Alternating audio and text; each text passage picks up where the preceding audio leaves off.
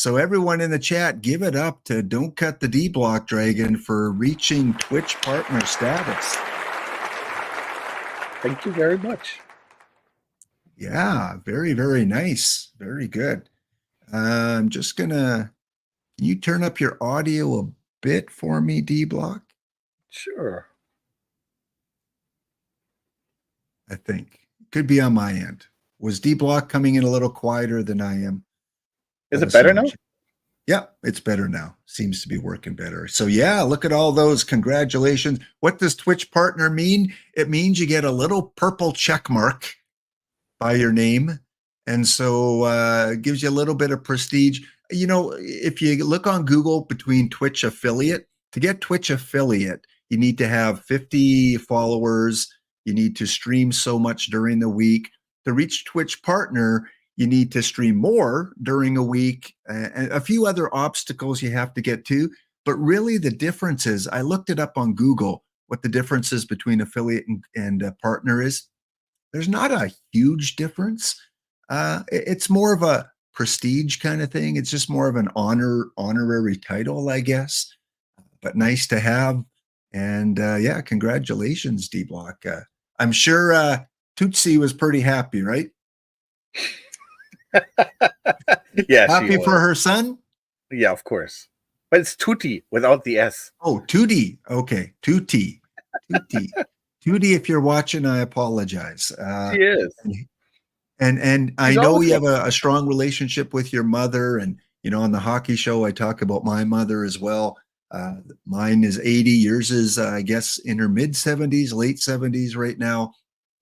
And folks, don't forget, this Sunday is Mother's Day. It is, at least it is in Canada. I'm sure it is in Germany right now. And not only is it Mother's Day Sunday, but you have a holiday today, don't you? Yeah, it's Father's Day. Well, actually, it's Ascension Day, of course, the Christian holiday, Ascension Day. But actually, we did not in Germany. You don't have an official Father's Day. So since Ascension Day is always 39 days after Easter, and that is always on Thursday. Basically, all males want to be fathers, soon to be fathers, potential fathers, and actual fathers are roaming the street with some kind of trolley and with a lot of alcohol in it, and it's kind of like the Purge. So trolley with alcohol, and D Block sent me this little video clip. So here is your cultural segment of the week, guys. This is what is going on in Germany today with their kind of like Father's Day, kind of like a drinking day. But let's watch a little bit of this clip here. This usually is a form of die Wanderung, the walking tour or hike, which often leads from inside a German town through woods, der Wald, or generally to and through more natural areas. The Bollerwagen itself can function in different ways. Often it works as a convenient place for storing a beer crate, for instance, der Bierkasten, or maybe even multiple beer crates, multiple Bierkästen. Das Bier is the beer, and since one is a bit too little, I guess, many Germans of course prefer many Biere, beers. The Bollerwagen might also serve as a place for putting a portable stereo, die tragbare Musikanlage or Stereoanlage, for instance, a radio, das Radio, or like any other kind of portable CD or music player. Typical German sentences referring to this activity might be, heute machen wir eine Bollerwagentour. Or for instance, talking about this event in advance, am Vatertag machen wir eine Bollerwagentour. So yeah, this day serves as an opportunity to celebrate being a man, der Mann, and in a way, being manly or male or masculine, männlich, even though many, if not most German men celebrating this day aren't fathers themselves yet. No. Even though this Bollerwagen tour is sort of a cultural German tradition on Father's Day, such a tour isn't limited to this day only. For instance, May the 1st is another German holiday on which this kind of activity is pursued by many Germans as well. walking tour. So there you go, chat. Get your cart, deck it all out with flames and beer and a stereo system, and go into the woods with a bunch of men. Is that kind of what goes on? Are you hiding out today? Yeah. We closed off our house here completely, so nobody can get in. And yeah, if you're out in the public, it's kind of inevitable that somebody will just put you in some kind of hold and gives you a beer. Again, I love learning about different cultures and things, and never would I thought on Father's Day you had to secure your home to prevent from people from coming in on Father's Day. What do you do on Mother's Day? Do you just like do you put up the barricades and barbed wire? No. That just you give your mom some flowers, and hopefully she baked something good, and hopefully she prepared some food. So do you buy something for your father today? Like, do you give gifts on Father's Day? Yeah, a case of beer. Yeah, a case of beer. It's the day to become manly, is it today, huh? To show off your manhood. Right. So do you buy because I know you don't drink, you drink the non-alcoholic beer. Did you buy your dad a case of non-alcoholic beer?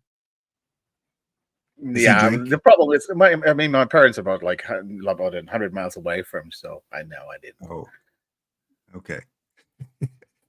Yeah, go for a walkabout. We need to get a GoPro on D Block and send him outside in Germany. We'd raise money for that, D Block, getting you a GoCam and touring around outside live and going up to these walking tours and just saying, "Hey, buddy, what do you got in the cart?" What can you share? Do they share? Like if you go up to these guys walking around? Yeah. They share. Usually they give you. They have especially maybe not the beer so much. Usually the beers are kind of sacred, but you might get one. But what you always can get is some kind of schnapps, some kind of Jägermeister or. Yeah. Oh, schnapps! Oh, they do shots as well on this walking tour. Are there bears in the woods? Like, do they have to be fearful of wild animals? No, up here we have wolves. Oh, even better. Wolves so and drunken German men drinking schnapps amongst the wolves.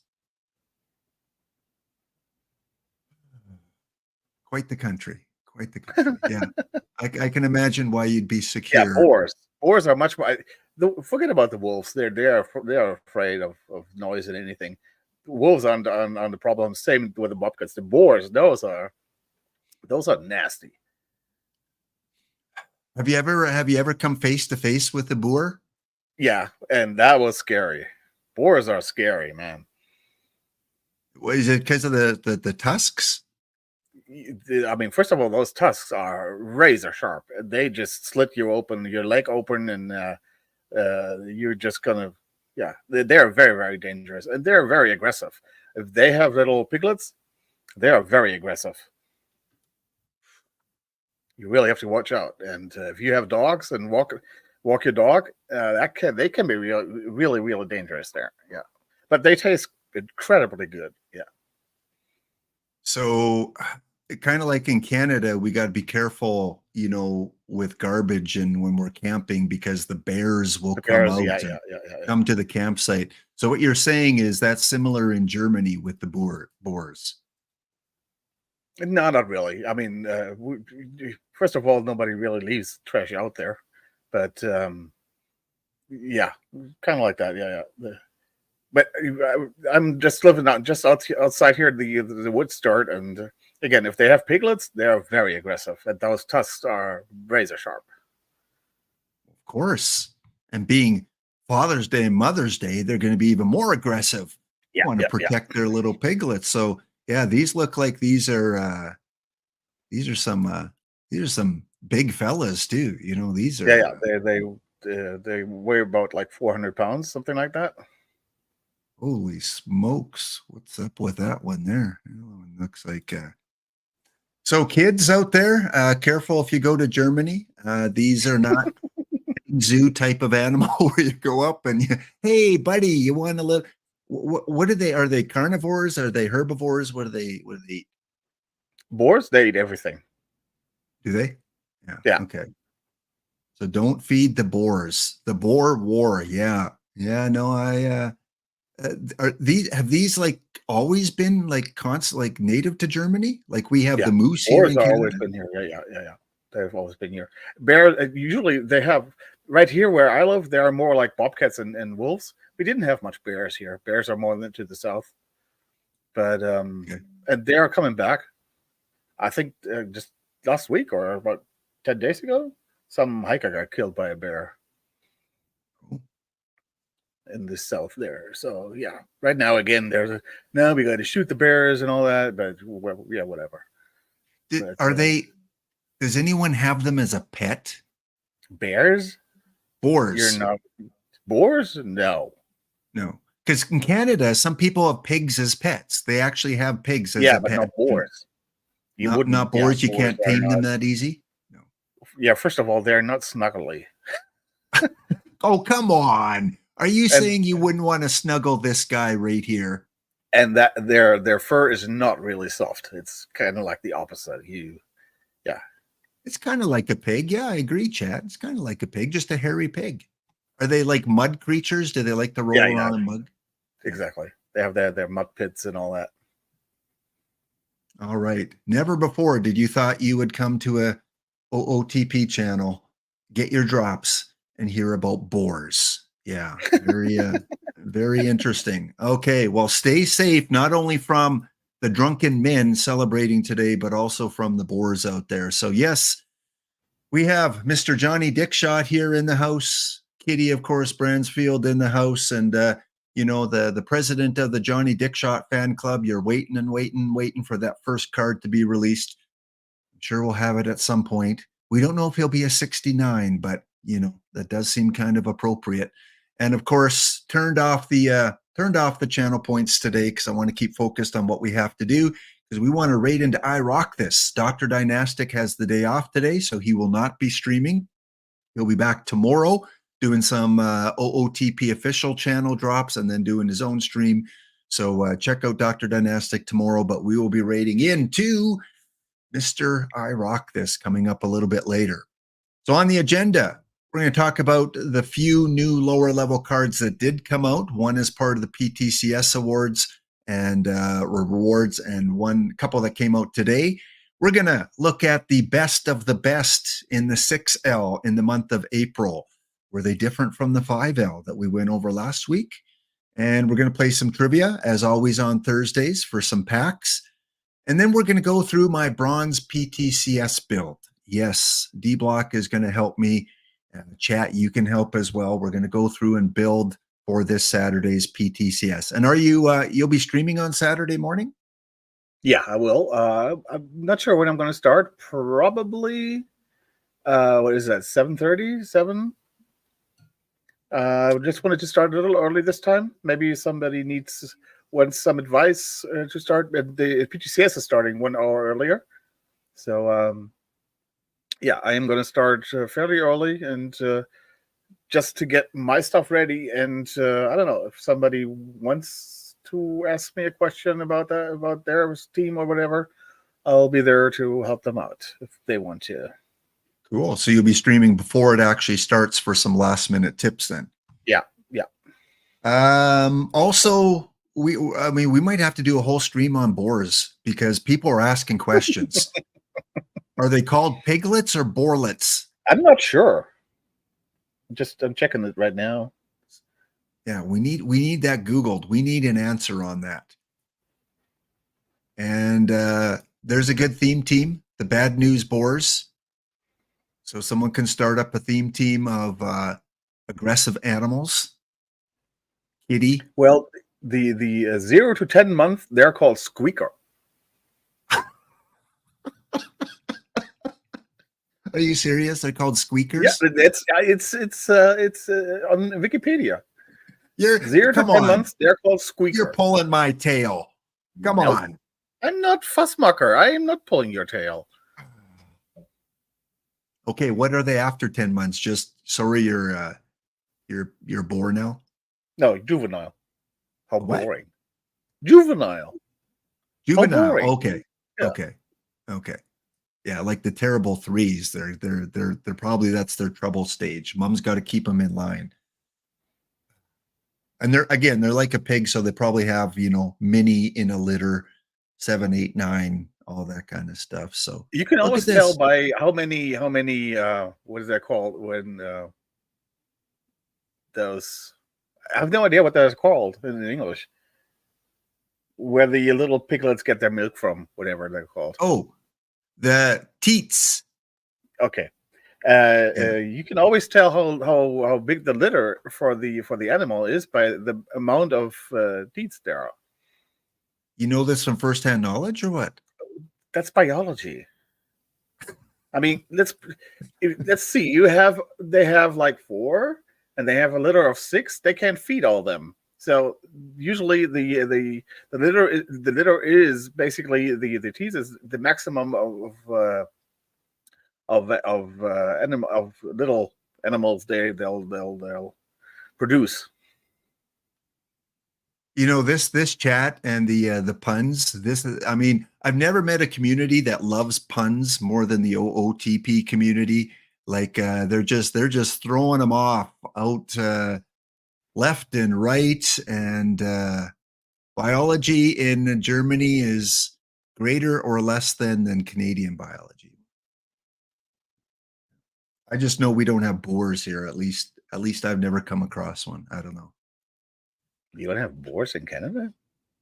You ate them all? Well, we don't have rats in Alberta.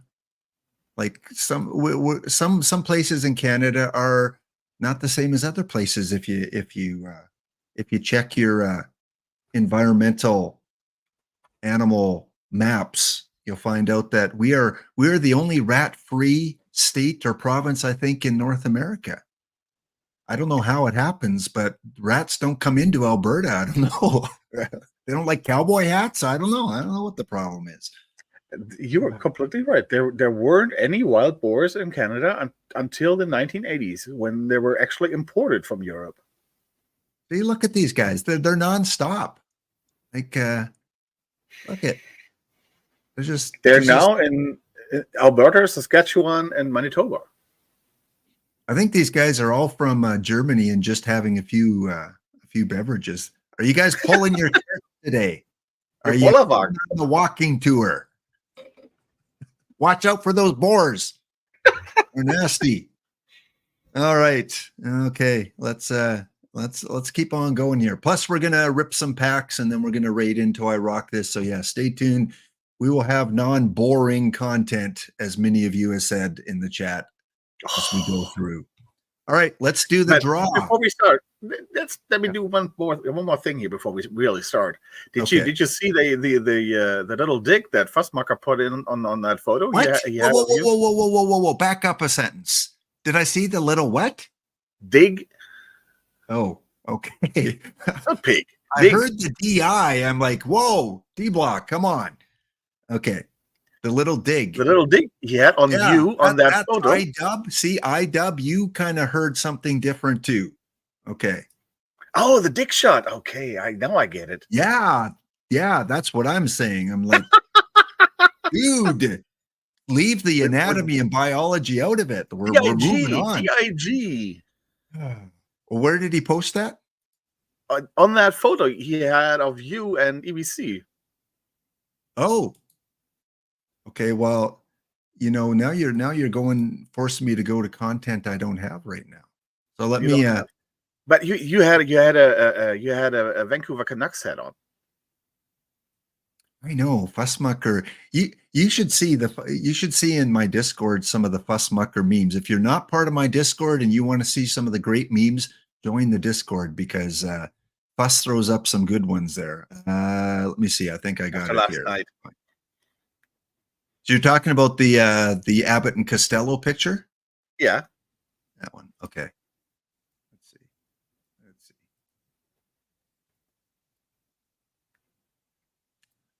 Let's check it out. I saw, I like searching for Waldo or Spore.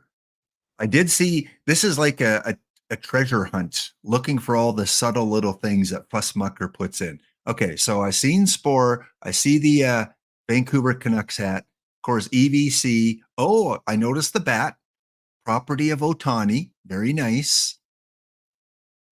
Now, am I missing Johnny Dickshot somehow? Where's the little No, dig?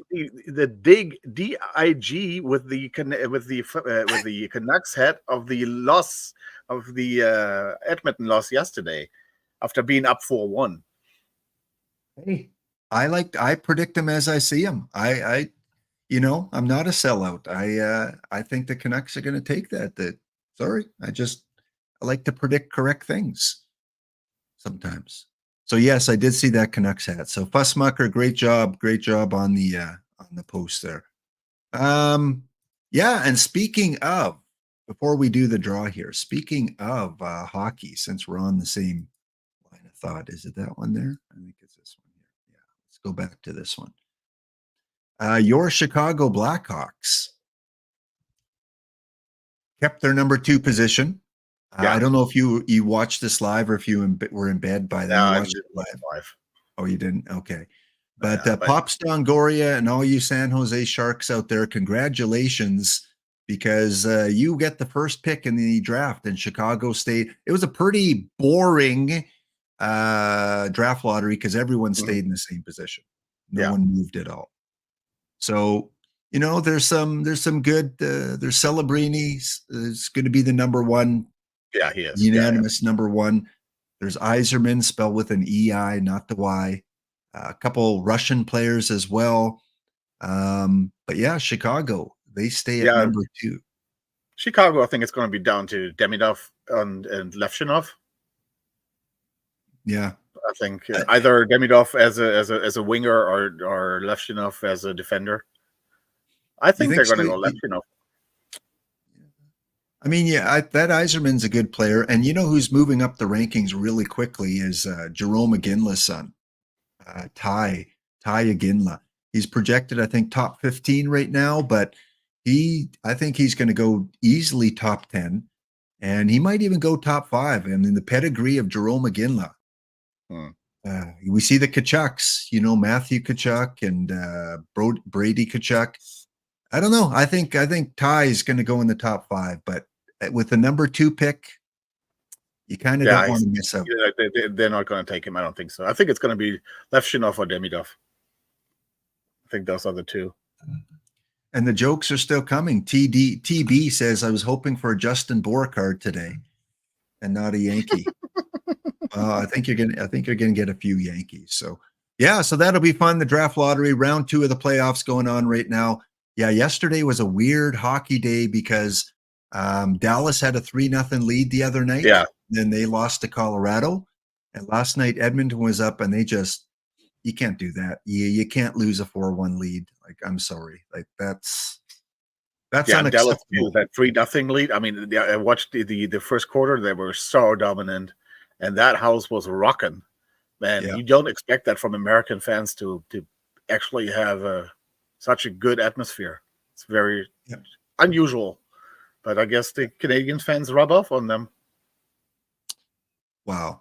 Yeah, I guess so. And then Dallas, Dallas had just come off a 7-game series with Vegas. So they had the emotion, they had the energy going, but I think Colorado's going to take this because Dallas they gave it their adrenaline shot, and then they really tailed off. And probably because they're tired. And that's the same with the other 7-game series, Boston and Florida. Boston was ready for game 1. They came out all cylinders. And last night they were just flat. They have nothing in the tank. I don't think they can take this from Florida. So, all right, D-Block, we are going to make the draw for the winner. We're going to come back and talk about some cards a little bit later on, some trivia, but we're on our first break here. So back in 2 minutes. Go fill out your beverage. Think of some more good board jokes. We'll see you in 2.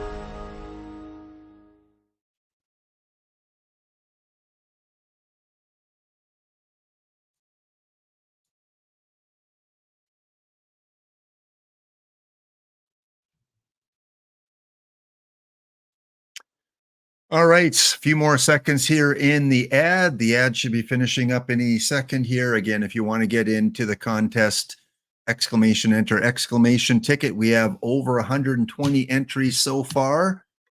So last few seconds to get in. And again, we'll be doing other giveaways a little later. Should you sell your Jimmy Key LE? All depends on what your plans and goals are. Again, everyone has different motives for playing the game, and all depends on what you might use those perfect points for. But I have a Jimmy Key LE one, and I don't know, I'm probably going to keep it. I don't know, why not? It's an LE. So welcome in. You got 10 seconds to get into the contest, enter exclamation ticket.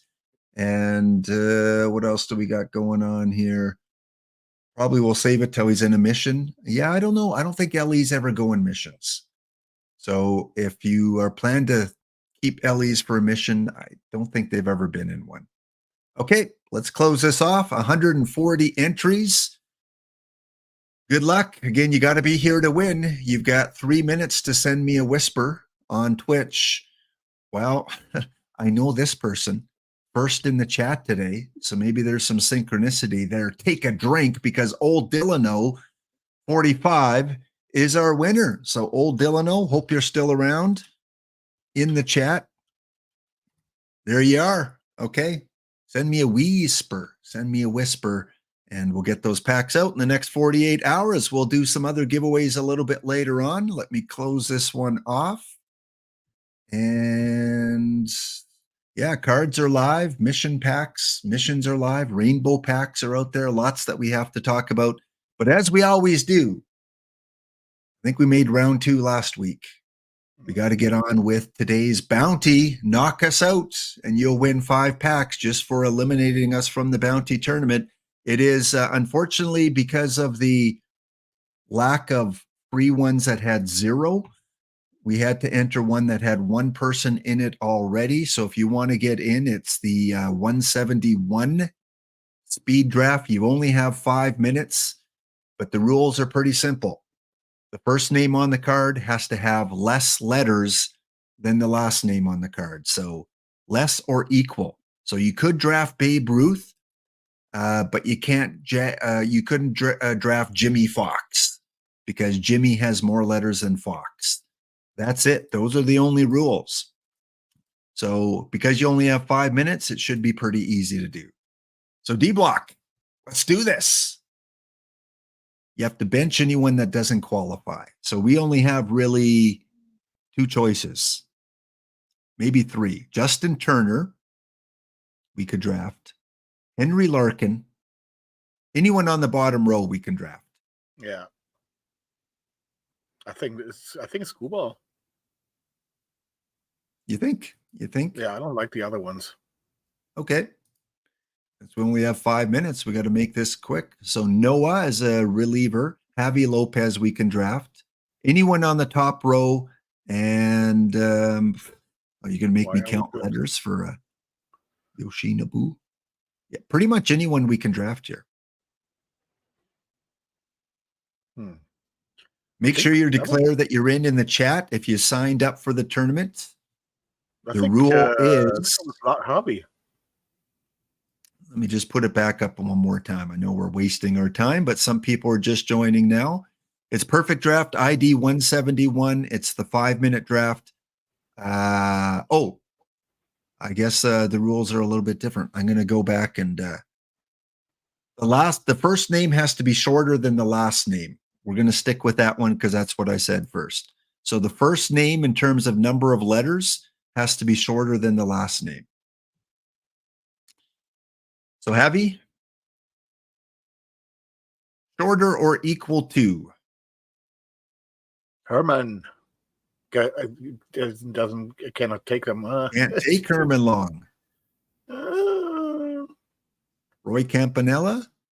We have Javi already, but we can take Roy. This is with a DH, right? Yeah. Yeah, then we'll take Roy as a DH. So again, first name has to have less or equal letters to the last name. So Frank Chance would work. Yeah, Chance. We're definitely going to take Chance. Take a chance on chance. Hank Robinson is a pitcher.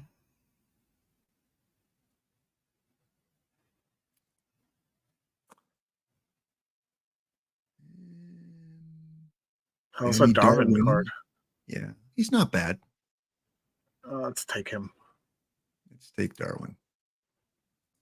So again, if you're in, the first name has to have less letters than the last name or equal to. Corey Seager.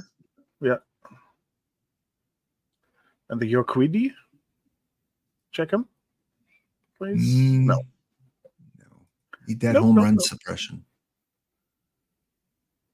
Don't need a catcher. Bumbry, Wickman. Wickman maybe as a reliever. Yeah, Wickman. Just take Wickman. All right. Zoilo. Yeah. That's a shortstop, yeah. Maybe Juan gone. Yeah, take him. Mm-hmm.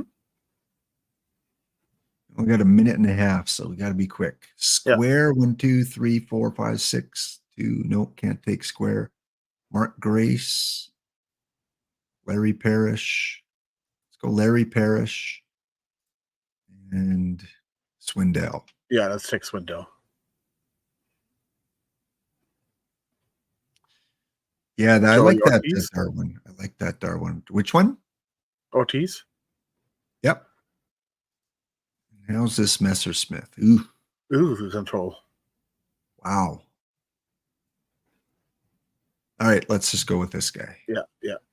Can we take Nelson? One, yeah, we can take Cheatham.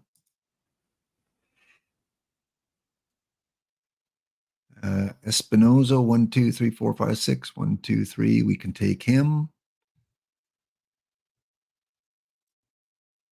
Sure. 30 seconds. Okay. What do we need? Second base, Frank Thomas. Let's go Frank. And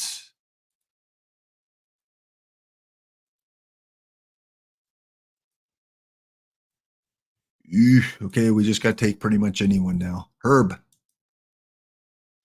Short first names, Ryan and Evan Mora. Mike. No, we're down to 2 seconds. We got 2 more rounds. Tony and Ivan Calderon. Pitchers. Rudy. No, we don't need Rudy. We need pitchers. 1, 2, 3, 4, 5.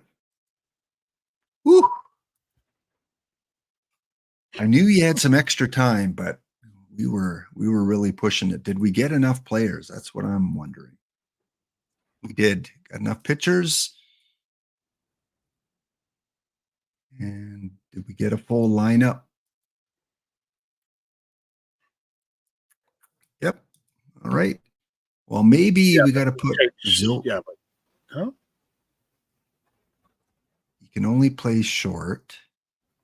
Seager. I think Seager also.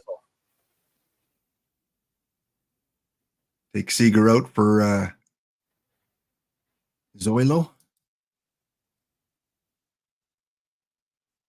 Yeah. Yeah, I think so. At least against lefties. Yeah. Okay. And switch Lopez and Campanella.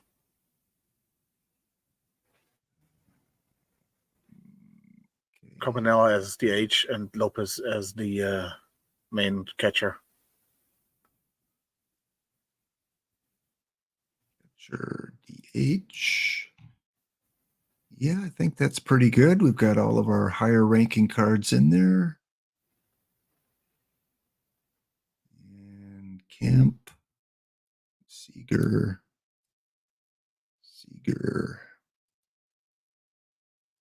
Kemp, and Seager. No, I think we're good there. Yep. All right, chat. We'll see how we do. Yeah, at 5 minutes, man, those 5-minute drafts, they go fairly quick here. Okay. Let's exit out. And are we full? Are we full? Does not show it there. So let me go back into the drafts. Yes, we are full. All right. So we'll check in on that later. B's in there. We got the Hulud back again, the Bluff City Fighting Vegans, the Boomsticks, the Lions, the Fed Sons, the Spattercones, the Lumber Company, the Tigers, Maple Bark, Pack Attack, the Queen Amazons, the Raleigh Red Oaks, the Santa Monica Dads, and the Washington Park Rangers, all vying for those packs. Okay, good. So is tomorrow, do people go back to work, or do they usually give them like an extended long weekend? Usually people have a long weekend here. Yeah. Okay. Let's go on. All right, a couple just little notes here. I wasn't on yesterday to do the showdown because EMLB with the commish, they every year, of course, they do their draft week, and yesterday was a big show for them with their first round draft for the EMLB. So I gave up the time slot for the commish because that's always a great show. They've been running for over 20 years now with the EMLB. So if you are part of that league, hopefully your team got better. I think you have a team on with Kansas City, right, in the minor leagues? No, I'm with Chicago White Sox. I got traded. Oh, you were traded by Minerva? Yeah, he is. He usually has all the other streamers. He has Dr. Dynastic. He has EBC on there. You were traded. Yeah. You were traded. Oh, yeah, but it was for the good of the team. Yeah, because they had a position that there was not really an opening for, I guess. So, well, especially they had a very bad contract there with Matt Chapman, and that cost a lot of money, and well, it was well past his prime, and well, that GM from White Sox wanted me, and yeah, so we could. Minerva got rid of that contract too. So, well, EBC, the bet was not who's the higher ranked prospect. The bet was who makes the pros first. And right now, the Hound is in AAA, I believe, ranked 69th overall in on the prospect list. So, getting close. EBC might make my Montreal Major League debut soon. Don't know where your guy is, but. Yeah, it's a fun league, and the commission does a great job. And I think part 2 of the draft is tonight, I believe. I think they're going at 7 p.m. So if you still need some drops, go check out the commish. So we'll get back to that next week. Again, our 64 teams, all teams represented by you, the community. These are the teams that have advanced so far. And again, next week we've got, I think I got it written down. Who do we got playing next week? We've got the 1999 Boston Red Sox will be taking on the 1980 Baltimore Orioles. And in round matchup number 2, we have the 1976 Cincinnati Reds. They'll be taking on the 1962 San Francisco Giants. So stay tuned for that next week. Where are you in packs only right now, D-Block? Are you still in silver?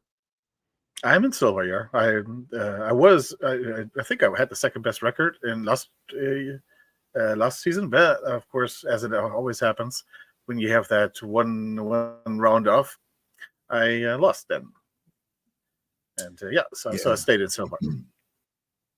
So packs only. If you're interested in only running a packs only team, which means you can never buy any card off the card shop for any reason. Go check out my Discord. I put the link in the chat there. You can sign up. If you create a new account, you get to try to compete only with the cards you get in packs. You can complete missions. That's fine, but only using cards in your packs. You can't buy cards for missions. So selling on the card shop is fine.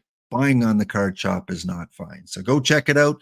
We have 118 teams this week in the 7 different leagues from rookie all the way up to diamond. One lonely, the memester himself, Fussmucker, is our only diamond representative. And Fuss, if you're in chat, how are you doing in diamond? Are you holding your own?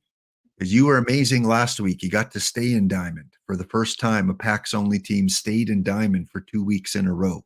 So yeah, check it out. Check out the Discord. If you want to be part of the fun, we've had some champions over the last few weeks as well. And in trying to get all PAX only teams in the same league. And right now we have 28 stone PAX only teams. So good support there. Plus says he's about 500. Well, that's good. Diamond is a lot tougher to get to diamond this year than last year. Last year wasn't too difficult to get to diamond, in my opinion, but this year, it's tough. All right. What do you think of the new Hall of Fame cards? I like them a lot. A lot of people already made that connection to the carbonated Harrison Ford from Star Wars on this plaque here, and I think that's a very accurate description. And the card itself, of course, that's I could use one of those. You remember? He's the best card right now, I think, at catcher. You think so? I think so. Especially against lefties, like it's really good against lefties. I don't know in Germany, but up here in Canada, in North America, when I grew up in the 70s and 80s, one thing that a lot of families did, usually the mother, they would collect these copper, what do you call them? Just copper things they'd put on the wall. And it was kind of like this, where it was kind of pushed out in like indented of different copper images. Mm-hmm. Was that something that happened in Germany? Chad, I don't know. Do you guys remember that? Or was it just my family that was weird that way and got these copper wall hangings of different things? That's what this reminds me of. That doesn't ring a bell in Germany? Just looking it up, how's it called? Those were called engraving. Okay. That's the what it is. Mostly in copper. Yeah, we had some of those. But I know my grandparents had some of those. Yeah. Okay. Yeah, I thought they were pretty popular. So copper engravings, maybe 1970s. Let's see if we've got some that show up here. Oh yeah. That's what I'm thinking of. Yeah. Okay. Good. So that's what it reminds me of anyway. And of course, with the Montreal Expo as the first one, very cool to see. And you can access now on your Perfect Team. You can access that. For those of you that don't know, that was put in with the last update, where on the left-hand side, they've got the Hall of Fame showcase. You can click on that. And very cool. They have some of the Hall of Fame plaques up already, including, Ozzie Smith. You can click on it, zooms in. There's no kind of functionality. You can't turn it around or anything or zoom in. And also they have an artifact section where you can go in and check out some of the Hall of Fame artifacts, like this Ken Griffey Jr. 609th home run bat. And I'm sure we're going to see a lot more added to this. Right now, they just have 2 pages. Mentioned this on stream the other day, too. Did you have a glove very similar to this? I think I had a Louisville Slugger glove. Yeah, Louisville? I think so. Chat, what was your glove? Was it Louisville? Was it Rawlings? Was it something else? What was the brand on your glove? I always had Rawlings growing up, and just loved those gloves. The older the glove, usually the better it works, because once it's broken in, oof. Except when the little what do you call these? The ties, they would break off if it was too old, but you'd have to try and retie it. Sometimes was a little difficult. Rawlings, Wilson, yeah, Wilson. Gumber says Wilson, yeah. Had a Rawlings Ryan, but it was a little bit different. This one looks older than the 1980s and 90s. That looks like it's from like the 50s. That's a catcher one, isn't it? That looks like it, but it's Ozzie Smith's glove. Yeah. First thing I thought when I saw it was catcher, but catcher's a lot more padding around the thumb here. Like it's a lot thicker. But yeah, interesting shortstop glove there for Ozzie Smith. Anyway, you can check that out on the main screen. They're going to be adding more as time goes on. So very cool. And the other one that's not quite going up yet is I forget what they call it, where you put yourself into the game for certain moments. Drive to the pennant, I think it was called, when they were announcing the game back in March. Oh, I yeah. think something. Yeah. So that's not in the game yet, but Yeah. stay tuned. It will be soon. Okay, let's go back here.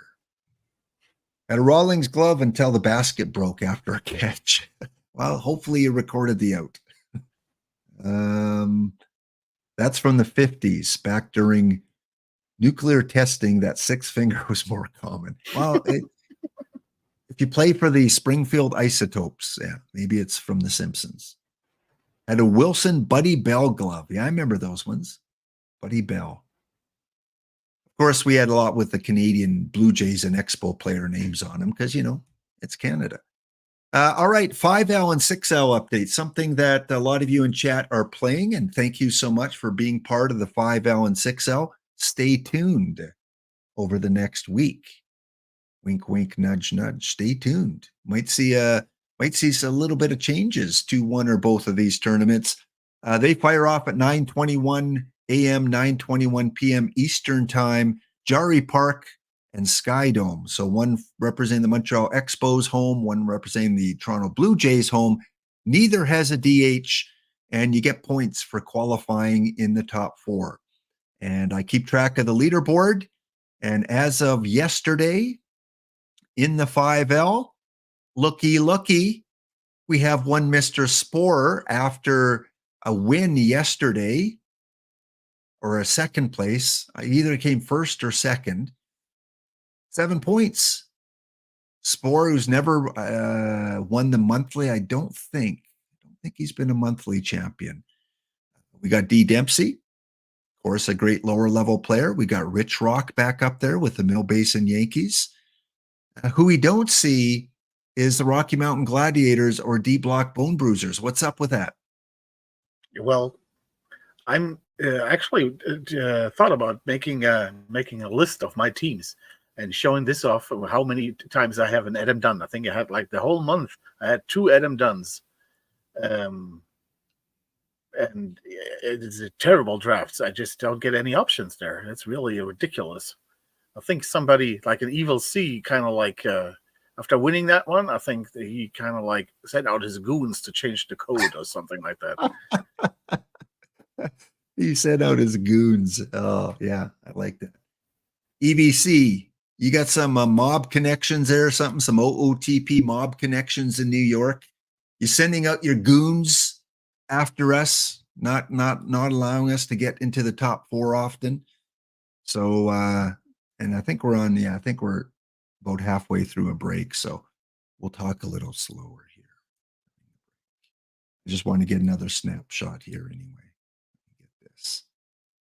That's this. So yeah, we're taking the 5L literally. Loss. Yeah. L for losses. I mean, I've had a little bit more success than your team. I've had a few top 4 finishes, but yeah, congratulations to Spore, to those Assassin Squirrels, and the Firebirds for top 3 so far. And in the 6L, what's that? I had 1 top 4 finish, but I only got 1 point. Yeah. It's funny because you make the top 4 and you're like, yes, I'm going to get at least 1 point. And then you're rooting for the team that beat you in the semis because you want that extra point. The 6L. The 6L, again, is all the lower level cards except for the first round, which is a low silver round. So if you play the 6L, you do get 1 silver round choice. And our good friend Makadkar is in first place. The Passamaquoddy, who have been silent the last month and a half, are back on their game, D Block. And you always got to watch out for Makadkar teams, don't you? Yeah. I mean, he always finds a way with. So that's the difference between between him and me. He makes, even with bad teams, he can make something going. But yeah.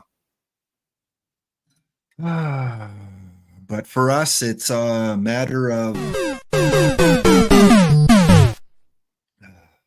yes, I'm in the top 20. And we'll get it rigged, so whatever. Mill Basin, though, you got to give them credit because they were first last month, second in the other one, and now they're in the top 10 in both of them. Like I got to get Rich Rock and find out what his secret is. Is it sliders? Is it just getting lucky with the cards? Because that is a name I see more than any other. And yes, it is updated score, not including last night's 6L though. But everything up to that point is on both of these leaderboards. Because I believe the Detroit team, I think they have 3 points. I think they have a second place in the 6L, maybe. I don't know. I'll double check because sometimes there's some spreadsheet errors, but it's pretty close. And yeah, some new names. VR Mind is on there. We've got the Jackalopes. I'm starting to see a lot more do well. Of course, we got Tactile with his Miami Surf. Haven't seen music lessons. Used to see him up there with the Llamas, but maybe they're not playing the tournament as much. But always fun. And of course, I had to screenshot something yesterday because Spore either came first or second. I can't remember which this tournament is. And do you see who was his player of the tournament? Do you recognize that name? Who is that? Kitty. I can't pronounce the name. Can you pronounce that for me? Kitty.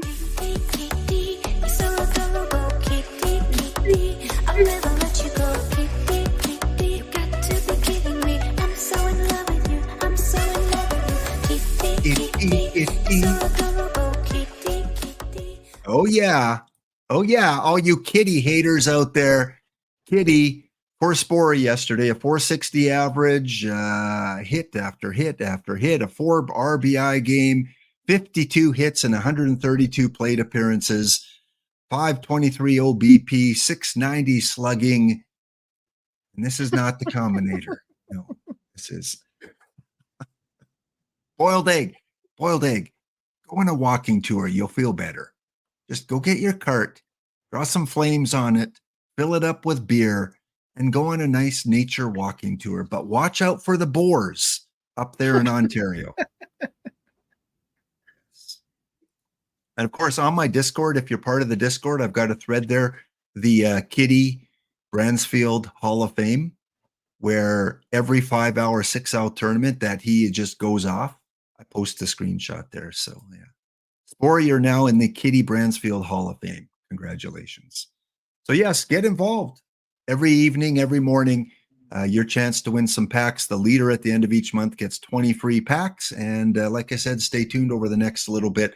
We might see some tweaks of one or both of these tournaments. Also, if you get OOTP Go, you get a free Perfect Team account as well. So you've got your 3 maximum on your main account from your desktop version. If you get the Go version, you get a free version as well. And then you can access that from your desktop. You don't have to just play it on your mobile device. So good chance to enter the 5L, 6L, or get involved in a PAX only team. Okay. D-Block, what are you having the most fun with in the game right now? What draws you pleasure in OOTP? Now that we're a month and a half, almost 2 months into the game. That's a good question. There are some others. First of all, I have a lot of fun with my project there with the Combinators, putting that together and getting the data for that. That's actually fun. Doing that. The tournaments are pretty fun. I'm doing with especially gold. Having quite a lot of fun with gold right now, and yeah, that's about it. Yeah. Yeah, Spore, no, there is not a 7L coming. I get tongue twisted enough with 5 and 6Ls. No, no, no. There's not a 7L coming. No, no, unless it's the loser. Laptop Hound late lower level loser lounge. Then I would do really well. D Block and I, we would be rocking the 7L. Yeah, Kitty did go sicko mode. Yeah. And there's boiled egg. Highlighting this does not get you an entry. You missed it, buddy. Where were you on the early bird? Oh, you're on vacation, right? Drinking beer, rolling around a cart in the woods. That's where boiled egg is right now. Okay. You know what? Let's take a look at the newest cards that came out. Let's give kind of our own little lower level opinion. First one that we didn't cover yet is this card here. And before you say anything, I want to remind chat that if you're in the PTCS, typically you get the cards in your account once that tournament is over. So late Saturday night. This card you will not get until Monday. This one and the silver one, because with the programming, they weren't able to program it in to be automatic. So if you do participate in the PTCS, please don't complain. Where's my split orf? Where's my split orf? The tournament's over. You'll get it, but it won't be until Monday. So you got to wait a few hours there to get this card here. So this one and then the silver card for getting to round 2. All the other cards you should get like usual when the tournament is over. So just wanted to point that out because some people may have not read that message from OOTP and they're going to be like, where's my card? Where's my card? You'll get it, but probably on Monday. Yes, you do get a nice door prize. If you missed it, everyone in the PTCS automatically gets this card, even if you don't draft your team and forget. You're in the tournament, you're going to get this card, and you're also going to get a silver card if you win the first round. So that's a little bit of a difference from last year. Okay. Is this guy going to find a place in your quicks, in your cap, in your where's a good start place to start? First of all, TB8488 has some very good thing there. Combinators are all right, but look out for the combinators. See, Spore, why can't this chat be as creative with the boar? Why can't they be that creative with the Detroit Tigers? Like Detroit Tigers, it's the same joke every week. Oh, here's another tiger by Spore. Like with boars, okay, boars and spores, pretty close. Be creative with the Tigers, like Fussmucker and his meme that I showed you on the pregame show. And Dukesness, that one is good too. The Tusk Turner. Well, this card you cannot get a combinator. PTCS cards do not have combinators. No. Yeah. Yeah, I like this card a lot. I mean, he just fits right in with the Eovaldi, with the Zach Wheeler, with the Pipkins. I think he is actually even better than the Pipkins because Pipkins has a little bit of trouble against the righties, which we have a lot of hitters of in Bronze, and he is actually doing well against the righties. So I think he's probably right there with Eovaldi, Stridorf, then Pipkins, then Wheeler, I think in that order. Keep on talking. I'm looking for something that Fussmucker sent me on Discord. Just keep rolling with it. Keep rolling. Yeah, I think that's all about to say with this card. This is right there what you want to have for a pitcher right now in Bronze, and I don't know what else more to say. This guy is right there in your starting rotation when you have him. Yes, I completely agree. And in Canada we have hockey, of course, as our major sport, but in hockey we talk about the hat trick, and I showed you a couple memes earlier today, one with EVC, one with Spore, but because I'm Canadian, we have to have the hat trick of memes. So here you go. Here is your third goal of the day, brought to you by Fussmucker.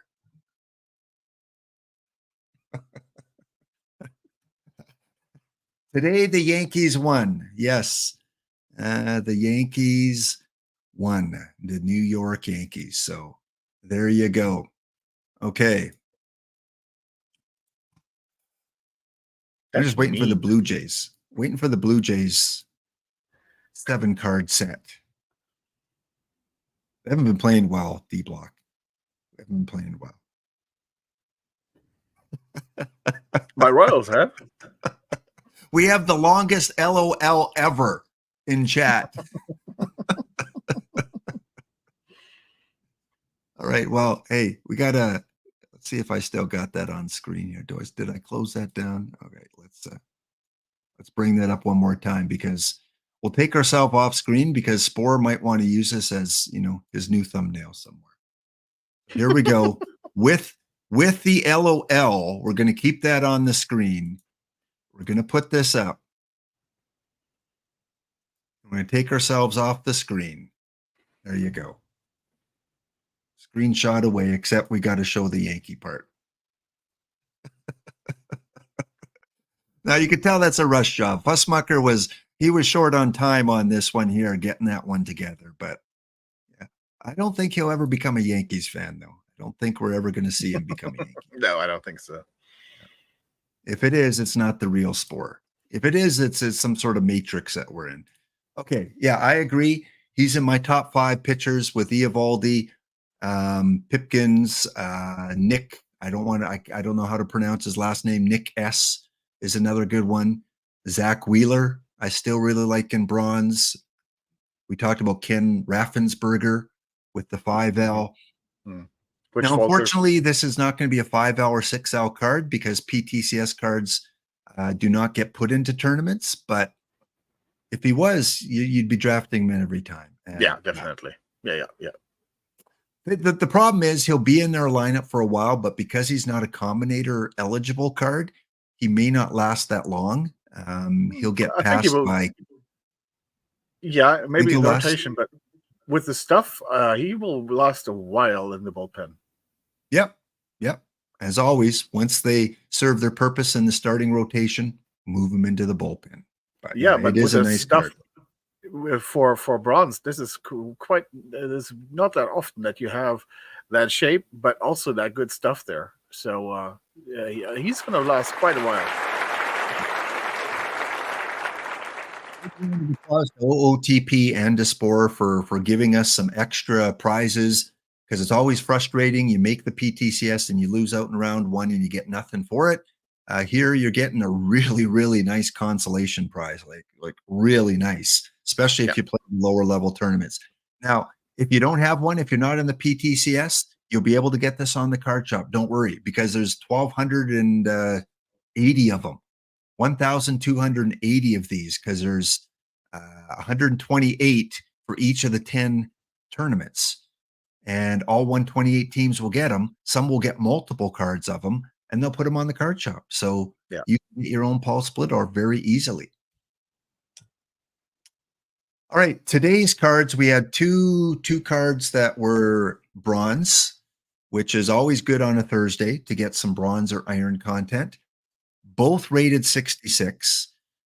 Here's our Yankee, our first Yankee, Robinson Cano, second base. Okay, at second base, we like Eric Young. Some still use Mike Andrews. Who else do we have at second? We've got the NEL card Steffens. Right? There might be a few others, but those are the 3 on the top of my head. Yeah, those are the top 3 right now. Yeah. And this guy's against the right-handed pitchers, where currently I have Eric Young right now. If you have your screen available, D-Block, like we usually do, bring up the Eric Young for us.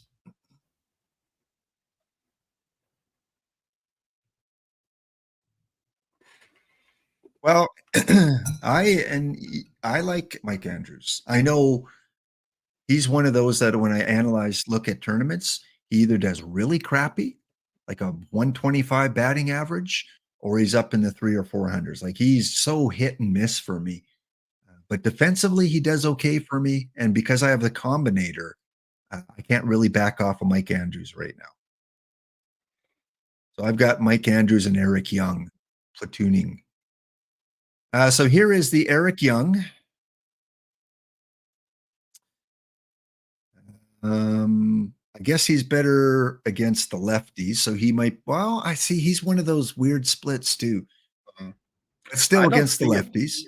I don't see that I'm gonna take him out against the Cano card. If I have the Eric Young, I don't think I'm gonna take him out. Well, maybe against, yeah, even against the righties. You have the power with Cano, so Yeah. that's the big thing that you get with Cano. That's 90 power against the righties, against basically no power of Eric Young. The BABIP is higher, and the I is just a little lower. So you could make an argument that you're going to play the Cano against the righties. I'm Can you not bring sure up I would. Vern or Steffens? Yeah. The problem there is really the defense there with the second baseman. I mean, the Eric Young is the defense is just so much better than the Cano defense, and not sure if I want to trade this against this card.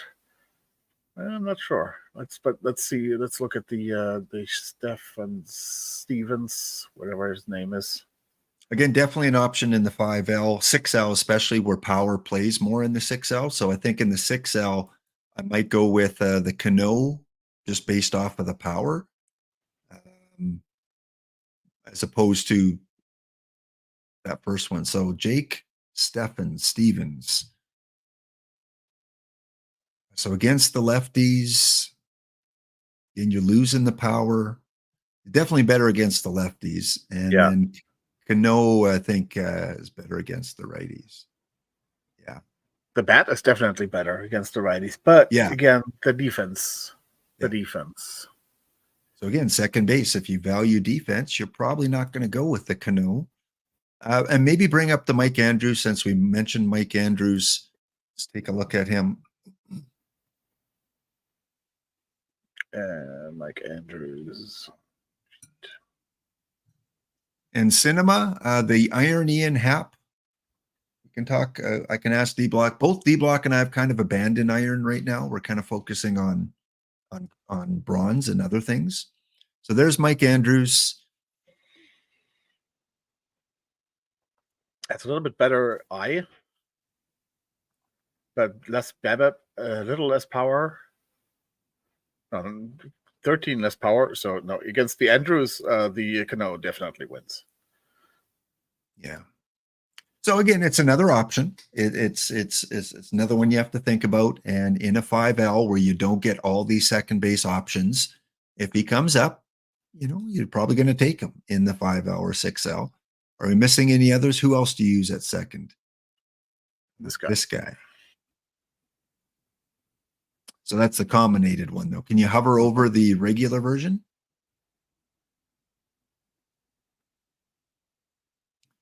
That's compared to. So again, what do you value? Do you value power? Do you value BABIP? Do you value defense?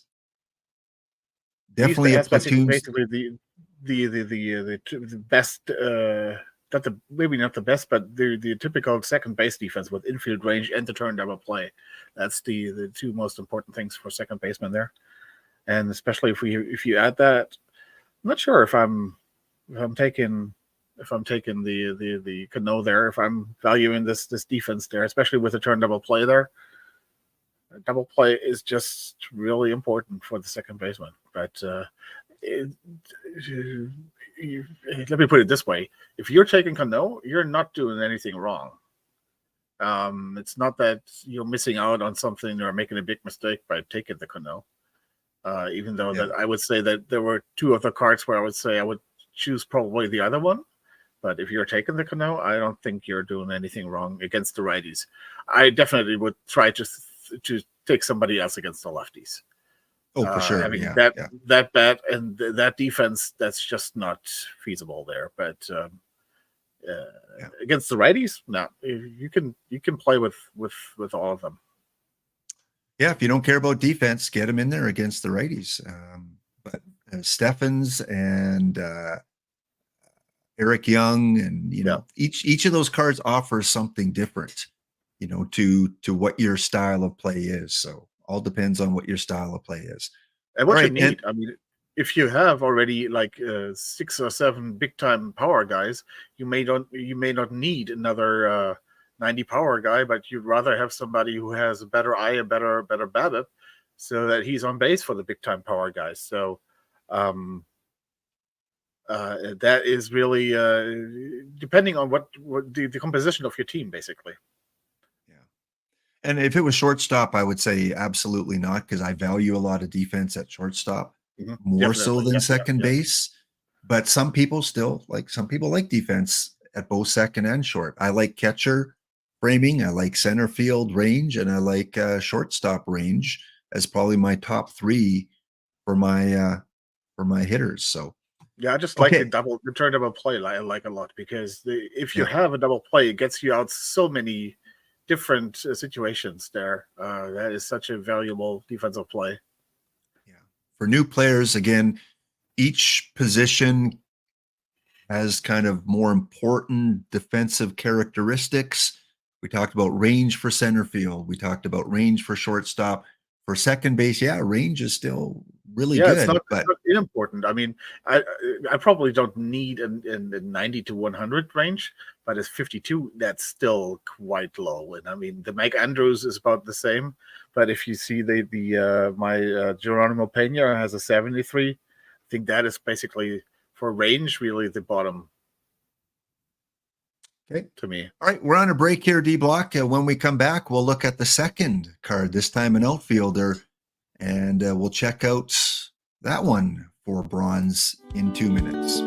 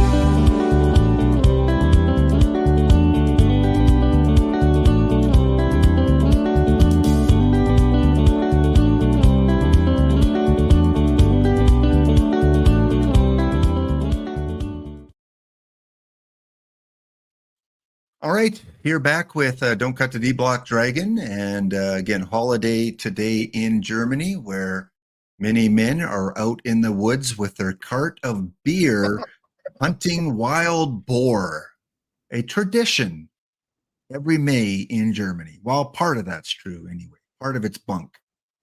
The other second baseman was Geechee. I guess we didn't really talk about Geechee. No, we forgot about him. Yeah, that's true. I mean, so he's another solid option there. Yeah. This card I do really like. This card's going in my lineup, and if I can get a combinator of Andrew Jones, watch out. I know some people favor the BABIP. Right now, a lot of people are running Vince DiMaggio in center field.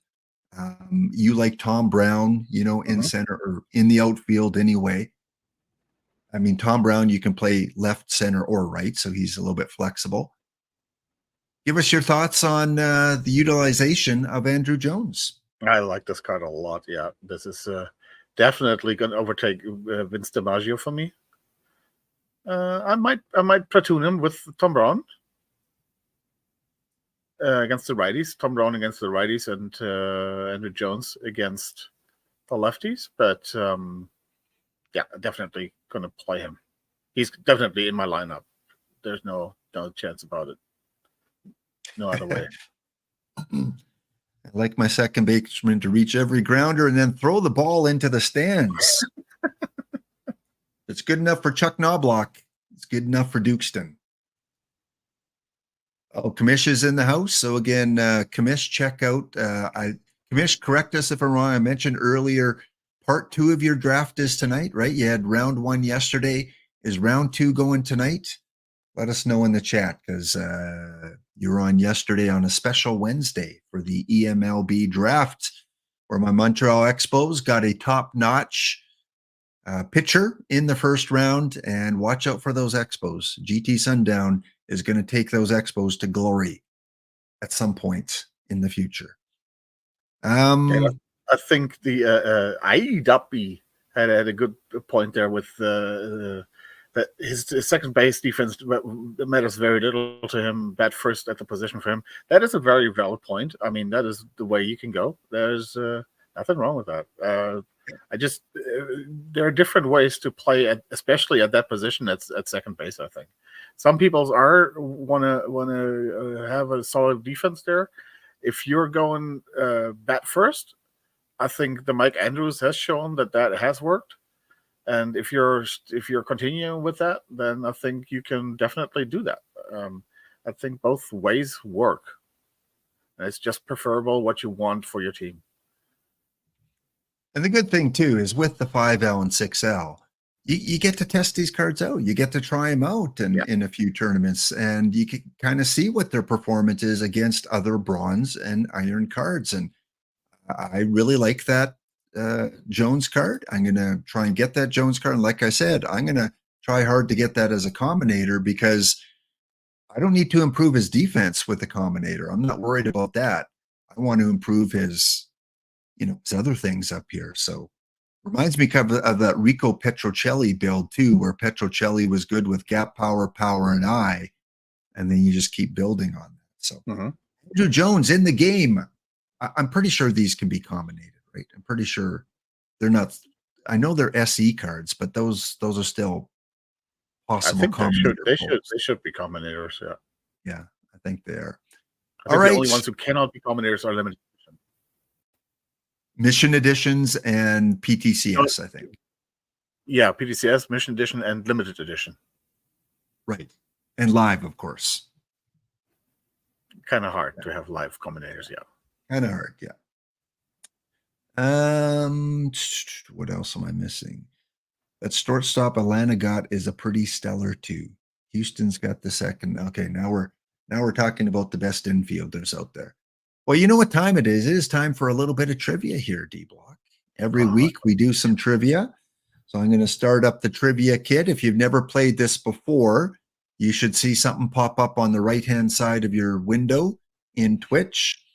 And you need to connect your Twitch name to the quiz, because otherwise you come in as contestant number 623, which doesn't help you win prizes.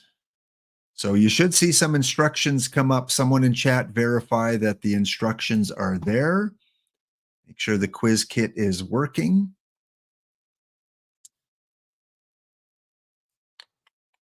Before we go any further. Again, we always award 5 packs to the winner, whoever comes first, and then we do a spin of the wheel. Find it here. There we go.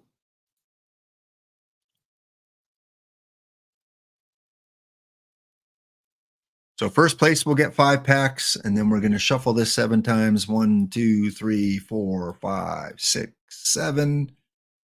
And we will also award 5 packs to whoever finishes.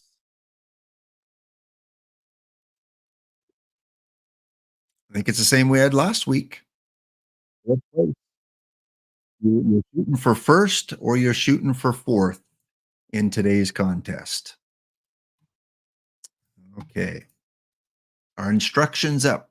Is everyone seeing the instructions? Still waiting for confirmation on that. Sometimes there's a little bit of a lag from when I started up to when it starts to show on the screen. Where do you know to get the trivia stuff?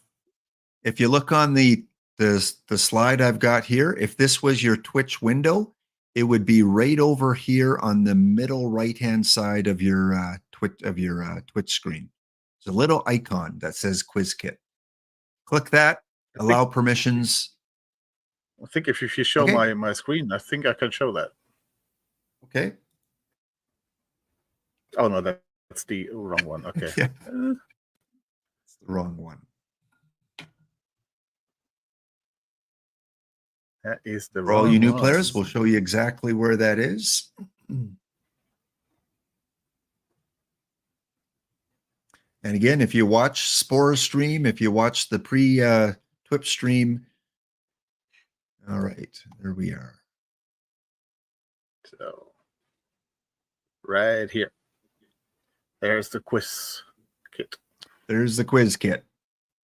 Click that, and you'll be able to connect your Twitch name to the actual game.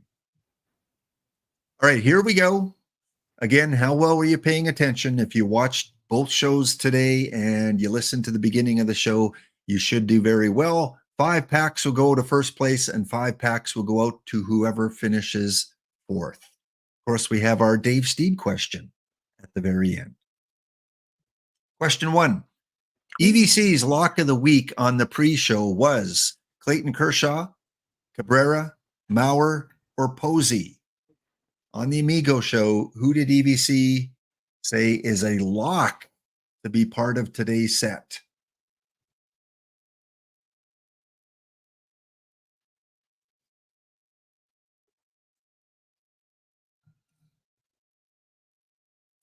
Answers are in.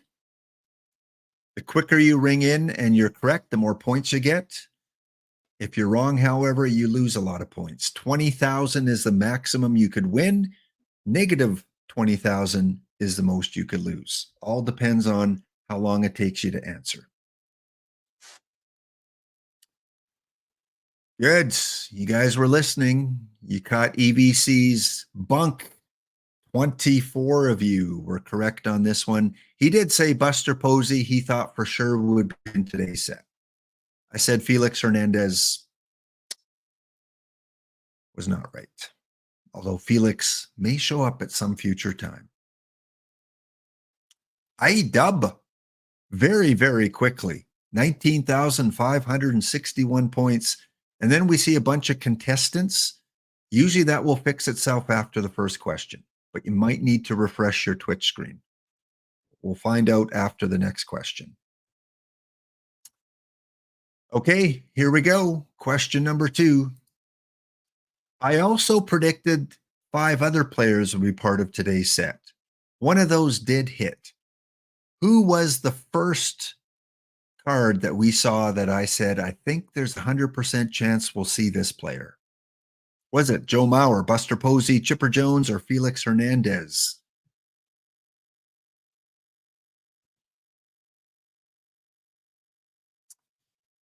Thought we'd see a Maglio Ordonez. I thought we'd see a Felix Hernandez. And I did hit on one of these. Answers are in.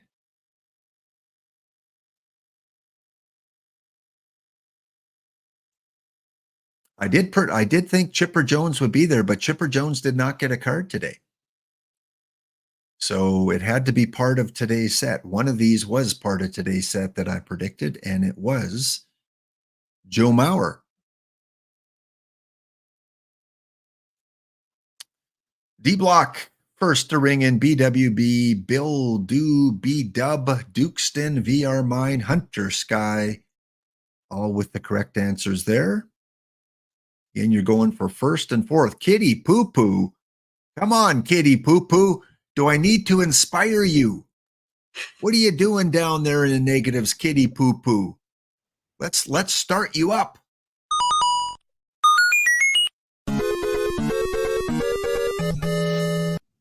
Right, next question. The Miggy card we saw today was rated what? 83, 85, 87, or 89? What was the rating on today's Miggy?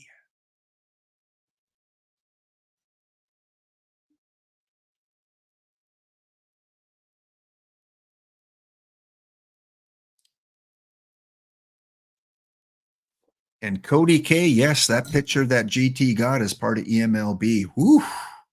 When he develops, watch out, Expos. We've got our Pedro. All right, 16 people got this one correct.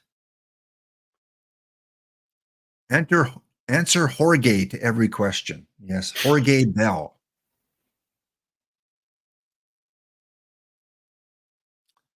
Who trying the ball? Machia Pet, VR Mind, and Alfred Prufrock. Thank you for the follow, Alfred Prufrock. Welcome to the Doghound and welcome to Thursday Trivia. Well done on that question there.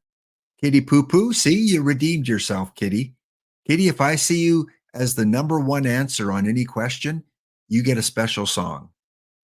I think you know what that is. Kitty, you just got to finish first on any question. Everyone else purposely get it wrong so Kitty can be number one. Here we go. The lowest rated card we saw in the set today was what? 64, 62, 66, or 65?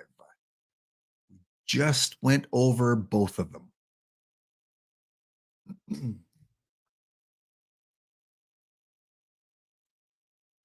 Also, thanks to the follows for SK Zippity. SK Zippity, thanks for the follow. And Chesty Bump.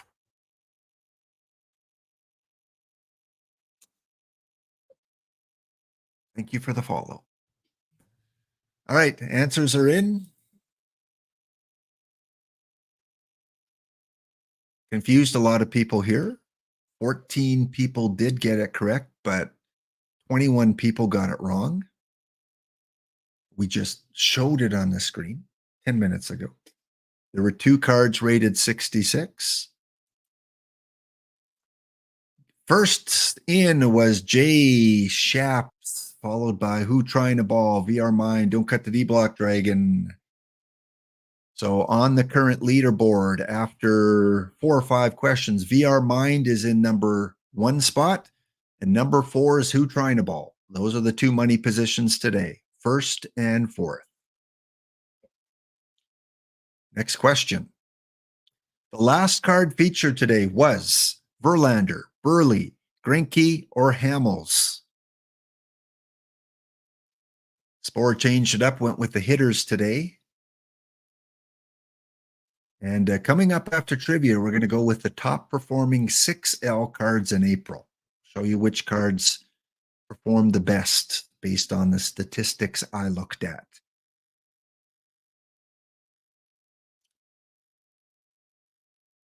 Of course, the last card show today was a perfect card.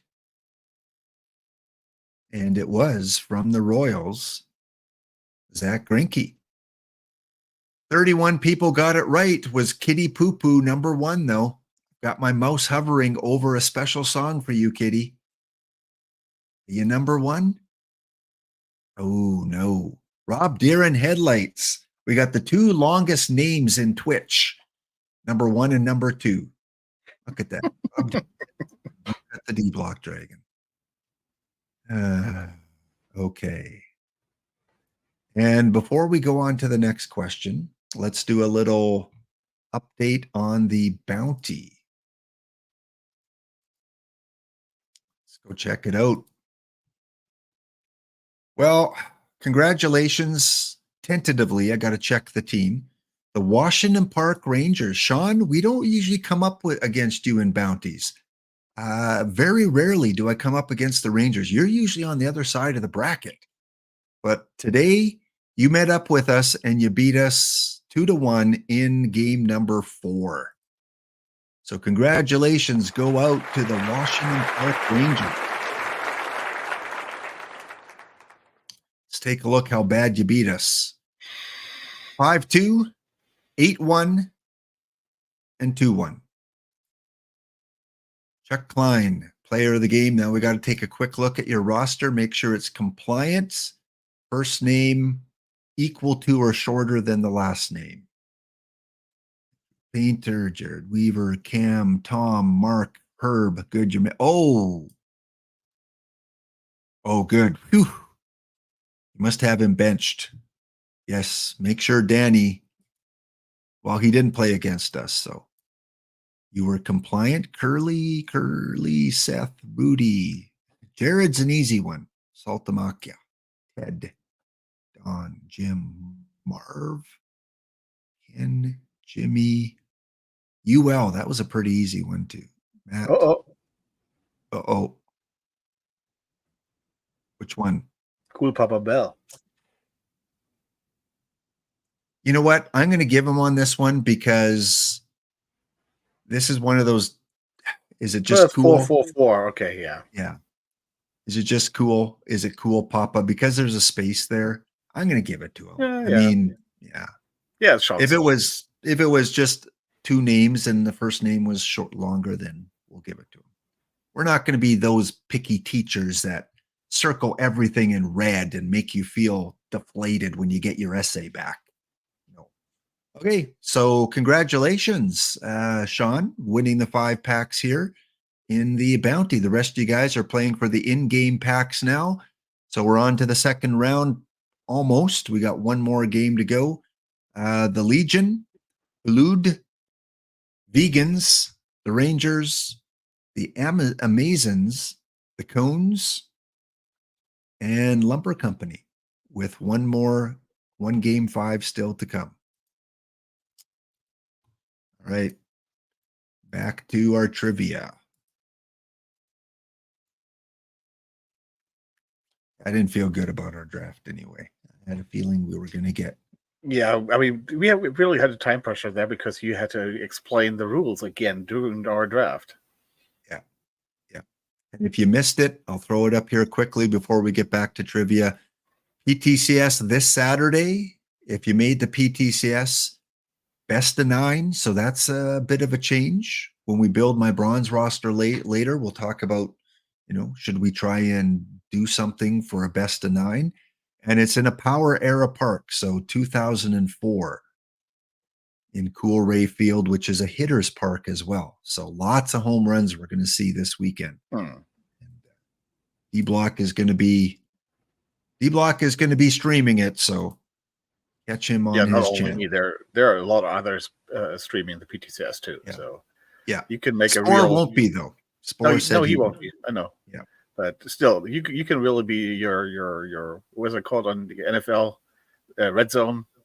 You can really switch to whatever streamer is just streaming the PTCS tournament that you are interested in right now, and I think it's going to be a lot of fun. Did you qualify for? I qualified for Open, Iron, Bronze, Silver, Gold, Weekly, and PD Weekly. So you're going to get 6 Paul Splittorff cards. Well, I got 3 Open, Iron, and Bronze on my main team. I've got on my second team, on the Eagles, I have the Silver, Gold, and Weekly, and the PD Weekly. And on my PAX only team, I got the PD Weekly. Oh, congrats. All right. Next question, folks. Here we go. What team was on the Pedro Martinez card? Was it Boston, Montreal, New York, or Los Angeles? Which of the teams that Pedro played for was on the card? I think D Block misclicked. Yes, I did. The second I clicked it, I knew it was wrong. Which did you click Boston? Yeah, I did, but it was wrong. It's Expos. Yeah, it was that beautiful Montreal Expos logo. One of the best logos in MLB history. And D Block, you were one of the very few that misclicked it. 3 picked Boston and 3 picked Los Angeles. No one went with the Mets. All right. And break just kicked in, so good timing. We'll be back, finish off trivia, look at the 6L top cards, and build my bronze team coming up in 2 minutes' time.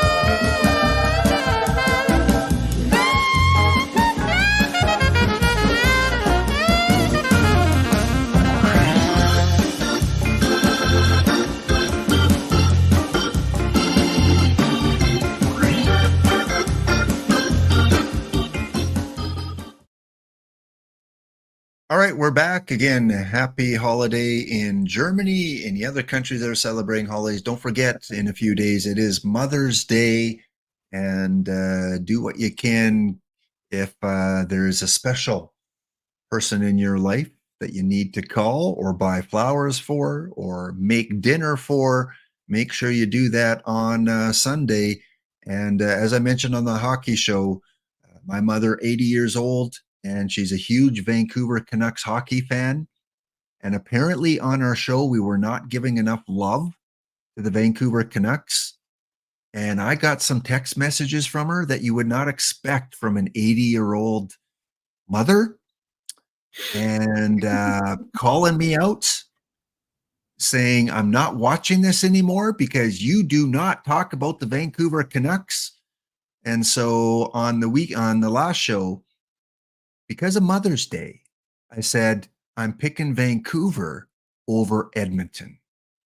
And I got a nice text after the show from my mother. So whatever you can do to be nice to that special person in your life. All right, let's go back to the trivia. Yeah. Next question. First pitcher that we saw in today's set. Who was that first pitcher that came up?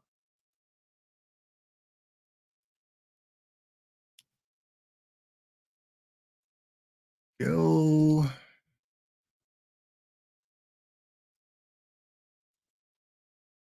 Answers are in.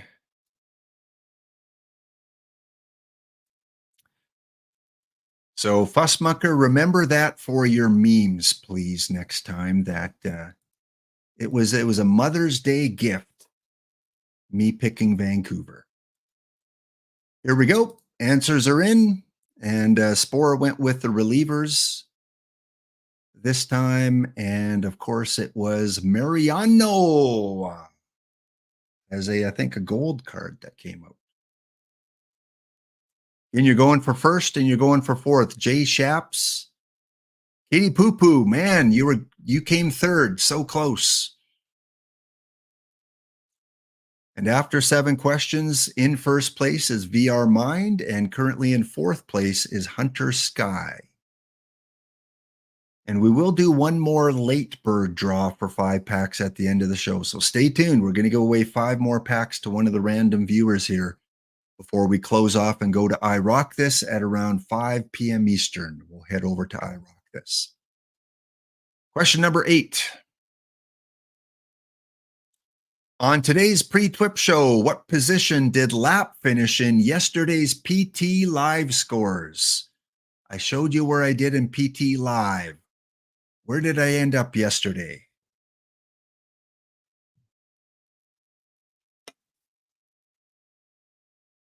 Very nice. Is that Tiereman? T-E-R man? Nice that your mom likes her hockey too. Answers are in. Well, if you went for the meme, you got it right. Because yes, yesterday in the live scores, I finished 69th overall, tied for 69th. EVC, I believe, was 29th. Jay Shaps, Ezra Denny, No Razor, and Kitty Poo Poo, the top 4 to ring in there.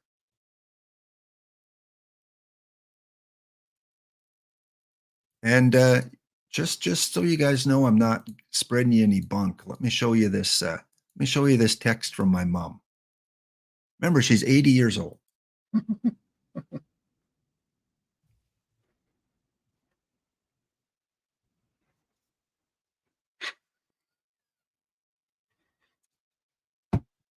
So Fussmucker, just remember that. Take it easy on me. I know she's not watching right now. When I picked Vancouver to beat Edmonton, my favorite team is Edmonton. And, oh, you sellout. How could you not go for your home team? And, well, Mother's Day is coming up. So it was an early Mother's Day gift. All right? Give me a break. Can't have mom stop watching the show. Right, Tootie? Right? Okay. Does Tootie like hockey? Nah, she does not like sports. She does watch a little bit of football when I'm watching, but usually she doesn't. She just heads off like Char. When Spore starts talking baseball, Char always tries to escape. Same thing with my mom there. But you would think that she doesn't know anything about that, but if you ask her, suddenly she knows things about my favorite soccer team, football team. So, Oh. yeah, she listens, but she never watches.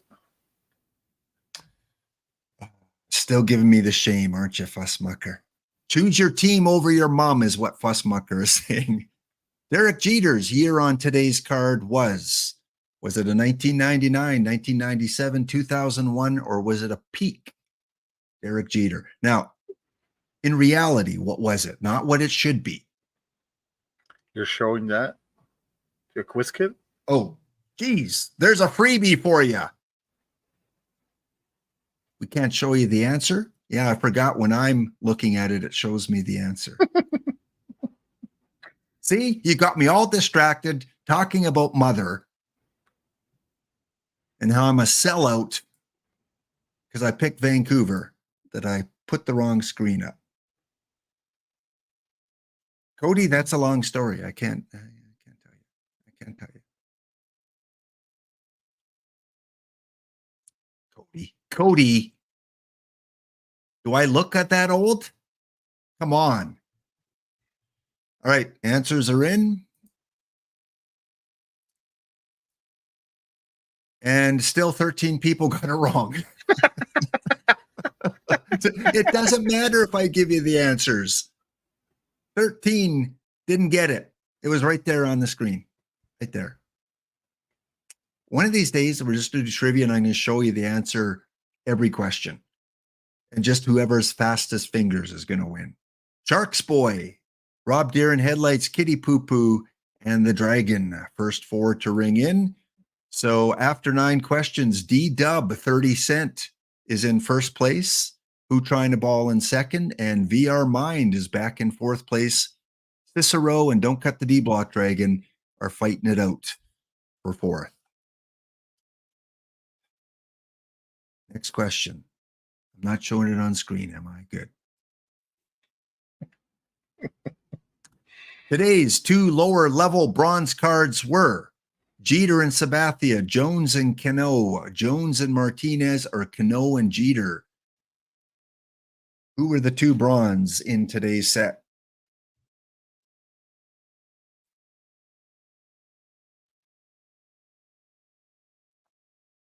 Mithoki, glad you got the answer in. Yeah, sometimes you got to resize your screen or make it so that you can see the actual questions. TX Jenks was not adopted as a 25-year-old. Although sometimes that might have been I would probably get different texts if I was adopted as a 25-year-old. She's a passionate Vancouver Canucks fan, and I give her credit for that. 21 people correct on this one. Unfortunately, Kitty Poo Poo was not one of them. 3 questions to go. Gumber Hewleys, first to ring in.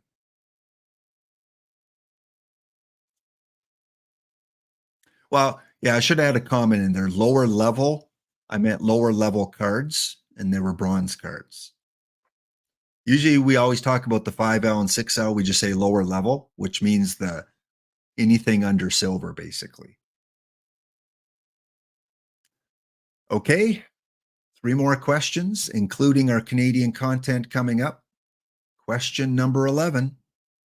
As always, Spore's cap today featured what? What was on Spore's cap?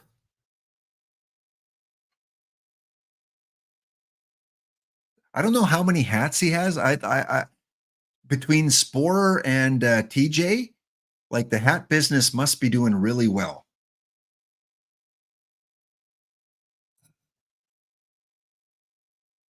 I've got like probably 15. Do you own a lot of hats, D-Block? No. Compared to you or the others, no. I have like 10 or so. Yeah, I got maybe 15, but that's over several years. They're too expensive right now. They're $70 Canadian. Really? Yeah. $70 Canadian for kind of I mean, you can get cheaper ones with the little clasps on the back, but the authentic kind of starter caps, they're $70 Canadian. Outrageous. Okay. Now they went to these flat. I hate those flat ones. Flat things. Yeah, I mean, those are. You look like a little rascal. Oh, my Justin Bieber! Like, come on. Yeah, exactly. Give me the old classic where you can bend them. A little bit of tobacco stains on them. Like, yeah. I mean, I got, of course, these. Yeah, the new ones here. Those 3 are new. Of course, the Cups one, the KC one, and this one. Bought them just for the show. So, hey. But the other ones, I mean, they're kind of like 30, 40 years old, the other ones that I have. And yeah, that's just the way that, I mean, you can still get those ones, but they're harder to find all the time. And Ezra agrees, the flat brims are awful. For the youngsters, yeah, of course, they want to make their sales to the kids. Dad hats? What are dad hats? These ones? Oh, I hope that's a compliment, Kitty. Do you have hat tax? Not yet. Not yet. Not yet. They allow us to buy cowboy hats. We just have I don't know if it's the same in Germany where we have state tax or county tax, but we have provincial tax, we have federal tax, property tax, environmental tax, we have tire tax, we have goods and sales tax. Yeah, we get a Well, lot there of are tax. very few. We have normally most tax are federal. We do have some local ones that is like for cats and dogs and all that, for those little critter things there. But yeah, most taxes are federal. I know. Yeah. We have provincial PST, TXs, right? PST and GST. Alberta is actually the only province without a provincial tax. If you go to British Columbia, I think it's 9% provincial tax and then 5% federal tax. So if you go and you buy a hat, you pay the sticker price plus 9% plus 5%. So 14% tax on whatever you're buying. Yeah, Yeah, the sales tax. I mean, that's what I remember from the States, of course, that basically any community can raise their own sales tax. What what how high it is. Here it is either 19 or 7%. 7% is really? for 7% is for groceries, or it's 19%, and 19% is basically any other stuff than groceries and Do you books. have health Groceries care and there? books. We have what? Free health care? What? Like, can you just go to a doctor without paying? Yeah.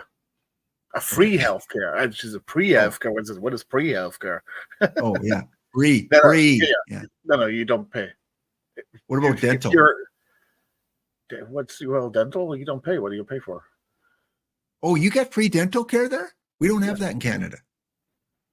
So if you go get a checkup, like get your teeth cleaned or whatever, you don't have to pay for it? Actually, what they do have, if you do not have regular checkups, then you'll be asked to pay if you need some new teeth or whatever. If you cannot show that you had regular checkups, then they'll ask you to pay something because you did not do your due diligence with the regular checkups. But if you do, then there's a small part that you have to pay. Okay. So I mean, explains your higher tax rates in some cases there. Oh, chat Actually, our wanted me taxes to aren't that high. Yeah, the taxes aren't that high. The those other things are pretty high, but it's always kind of like what you get out of it. yeah. Chat wanted me to ask you, have you paid your 50,000 euros broadcasting fee yet? Now that you're partner, have you paid those? You will notice that I have when suddenly I'm having Hello Fresh thingies and End Farm thingies there too, just like some other streamer. Oh, gotcha. Okay, next question. We got 2 questions to go. Question number 12. Today in Germany, it is Labor Day, Mother's Day, Independence Day, Father's Day.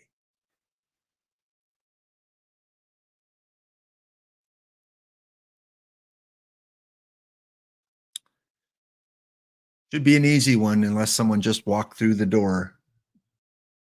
We talked about it quite a bit today. It's actually a different name for the day, but it's also considered one of these 4.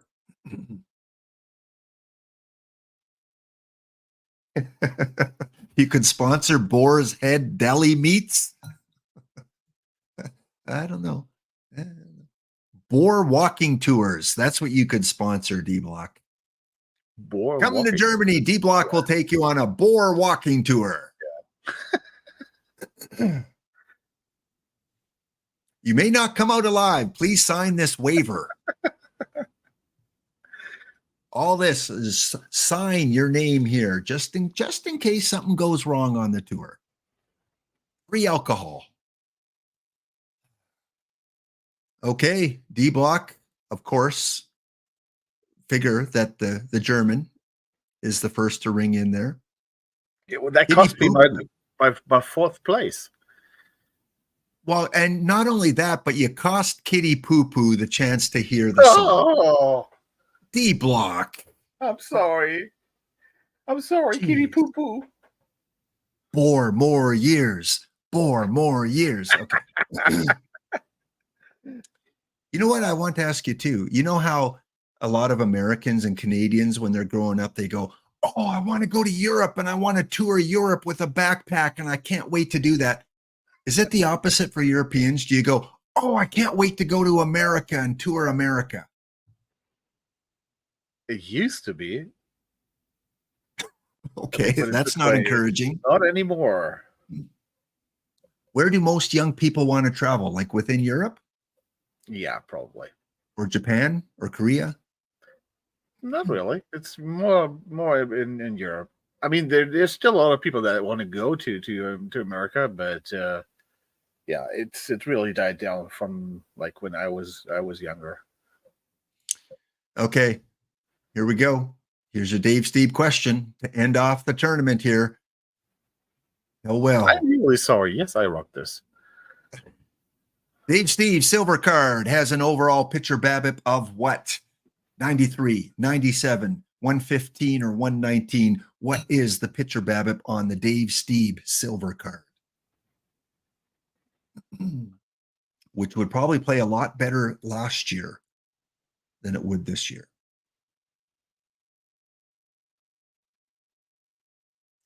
Wade Beers, yeah, I can only give 4 choices. I couldn't go much lower. 37 I was going to put, but you know, you guys would have just answered that as a lark. All right, answers are in. Only 6 people got this right, so that could change around the scoreboard quite a bit. And I rock this. If you're still in the house, we still plan to come over at 5 p.m. Eastern. So I think that's 4 p.m. Central Time. Here are our final results. Congratulations go to first place winner, and that will be B-Dub. B-Dub 30 cents. Times wealthier. Well, 5 times because you get 5 packs. So B-Dub, send me your PT username. Didn't you win last week too? It sounds familiar. And Cicero by about 1,500 points comes in 4th place. So Cicero 2K, congratulations go out to you as well.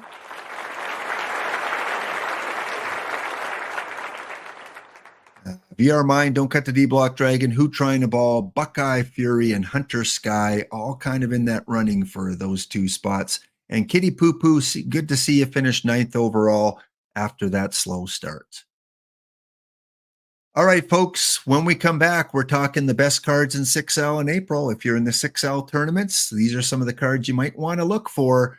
And we are going to go through my Bronze PTCS cards. So we'll be back in 2 minutes.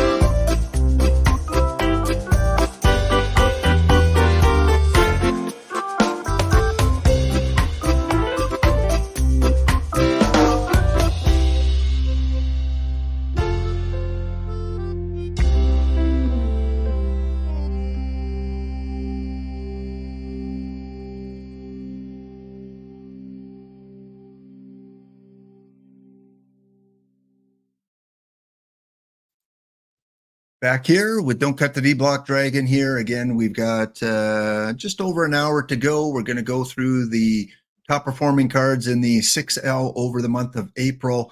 Again, it's the same stadium. It's the same era all month. And then we're going to build my bronze team for the PTCS on the weekend, including possibly adding some of the combinators I have. So let's go on and look at the cards first of all. Remember, this is the tournament where you get one silver round. So the first round in the 6L is your choice of some low silvers. And there's some pretty good low silvers out there, but they're not going to make the list because there's not as many of them. So there's less chance of them being good for a lot of teams because not every team is going to be offered these low silvers. So most of these will be bronze. I think maybe all of them are bronze. This is the 1992 Sky Dome that this tournament is played in. So again, it's a hitter-friendly park for the right-handed hitters, home run-wise especially. And we're playing in the 1993 Power Era. So the one that fires off at night. So 9:21 p.m. Eastern is when you can join in. Usually fills in within 2 hours, so don't wait too long. And Ezra Denny, who streams 5 nights a week, usually he does his 6L draft during his show as the Bagel and Schmear one too, that EVC runs. No DH, so if you get offered many good first basemen, you got to pick and choose, especially if they're in the first round. Congratulations to our monthly winners in April again. Mill Basin Yankees and Rich Rock took home the 20 packs for having the most points in the month. For the 5L and the 6L went to Makadkar, the Macabre Rocher, tied with me for 12th, but for 12 points, but they get the win. They win the tiebreaker. Key. If you're new and this is the first time you're seeing this chart, you should screenshot it, have it saved somewhere, because when you enter a tournament, you want to know the starting pitcher requirements that you should have. Whether it's 8 pitchers, 9 pitchers, 12 pitchers. We are playing in the power years, second from the bottom here, where you use 5 starters, pitch counts and fatigue are modern, and you do need a solid, good bullpen with at least probably 7. So 12 pitchers, some run 13, some run 11. Probably depends on the stamina of the pitchers that you draft. I usually go with 12.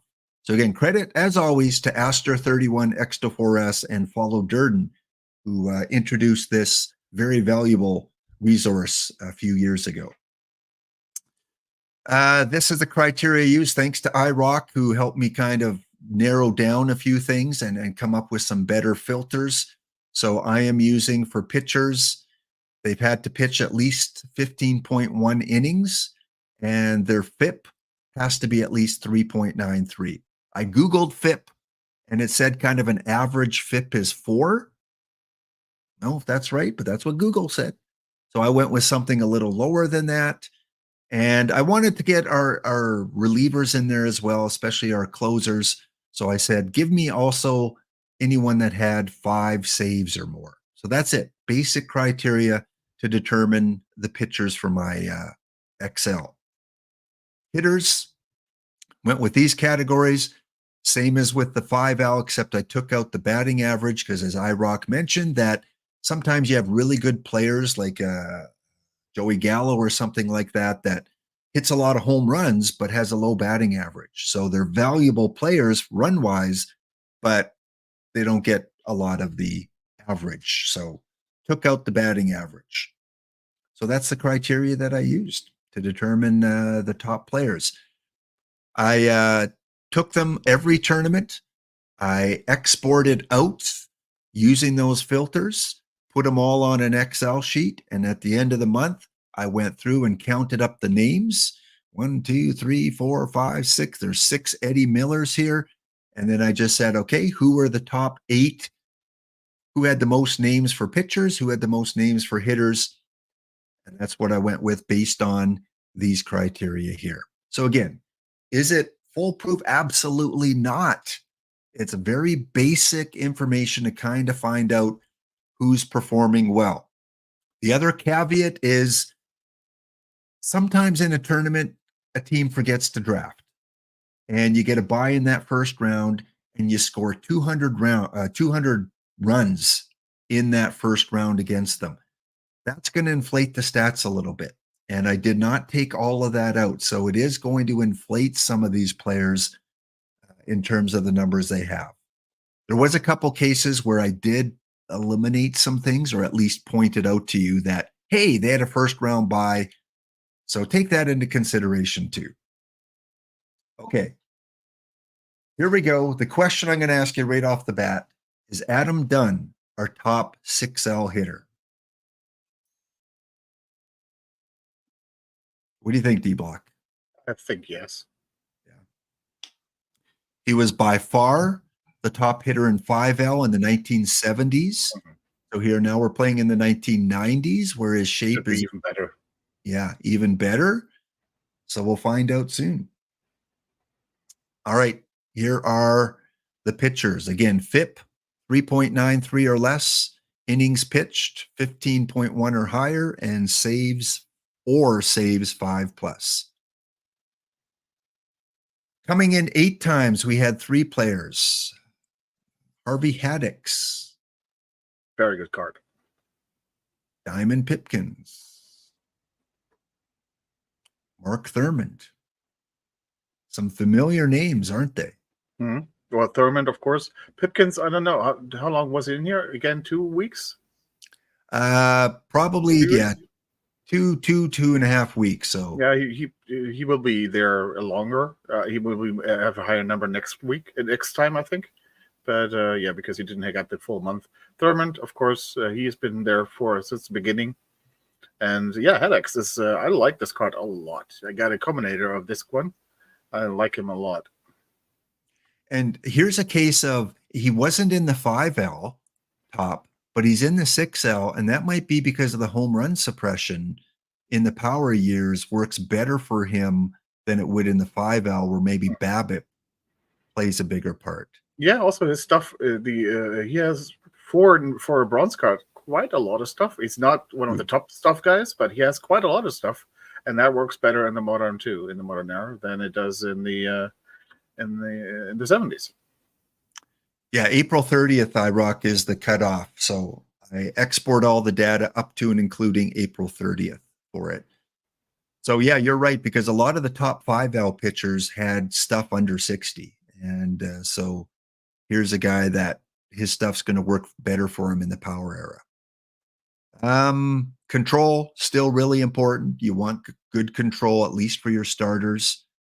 And then home run suppression in the 6L, home run suppression's even more important. It's important everywhere, but I think in the power years, you kind of want more of that. Coming in with 9 appearances on the list. So this would be 876 in 5th place, 9 in 4th place, 10 in 3rd place, 11. Wheeler, Westbrook, Kyle Gibson. Yeah, no big surprise there.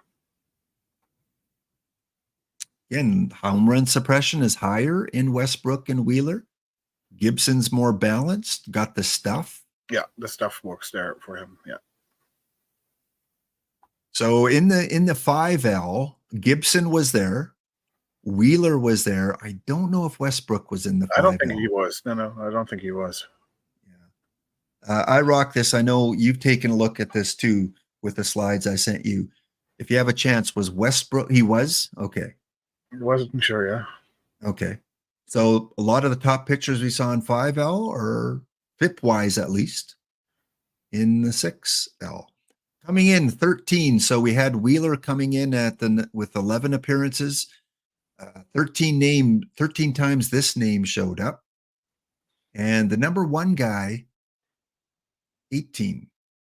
Any guesses, chat? Who are going to be amongst our top 2 6L FIP pitchers? Who are you thinking?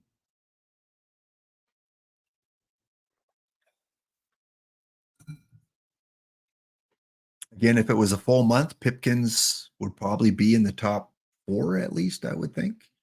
He had 8. So if you double that, he definitely probably would be top 3. Yeah, I think the two names are there in the chat. Okay.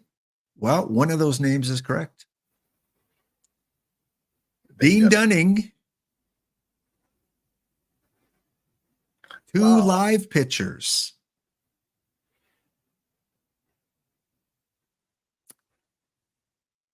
So I'm thinking if you want to try and maybe do better in the 6L, a more balanced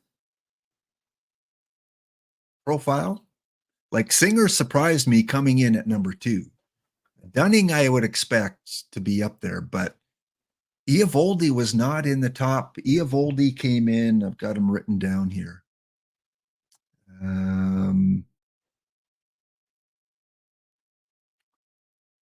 7 times his name was there. So he just missed out on the top 8. Yeah, again, but he was there. He's like I think a week longer there than the Pipkins. True. And it's always a thing how many times you get him offered it. And then do you get him offered in a round with Dunn and Deere or something like that, where you have to choose between who you're taking there. So it's kind of difficult there. I think with a full month, both Pipkins and Eovaldi are higher. And but one thing you clearly see here is that stuff is working too. That it's I always hear stuff doesn't matter in 25. It does matter.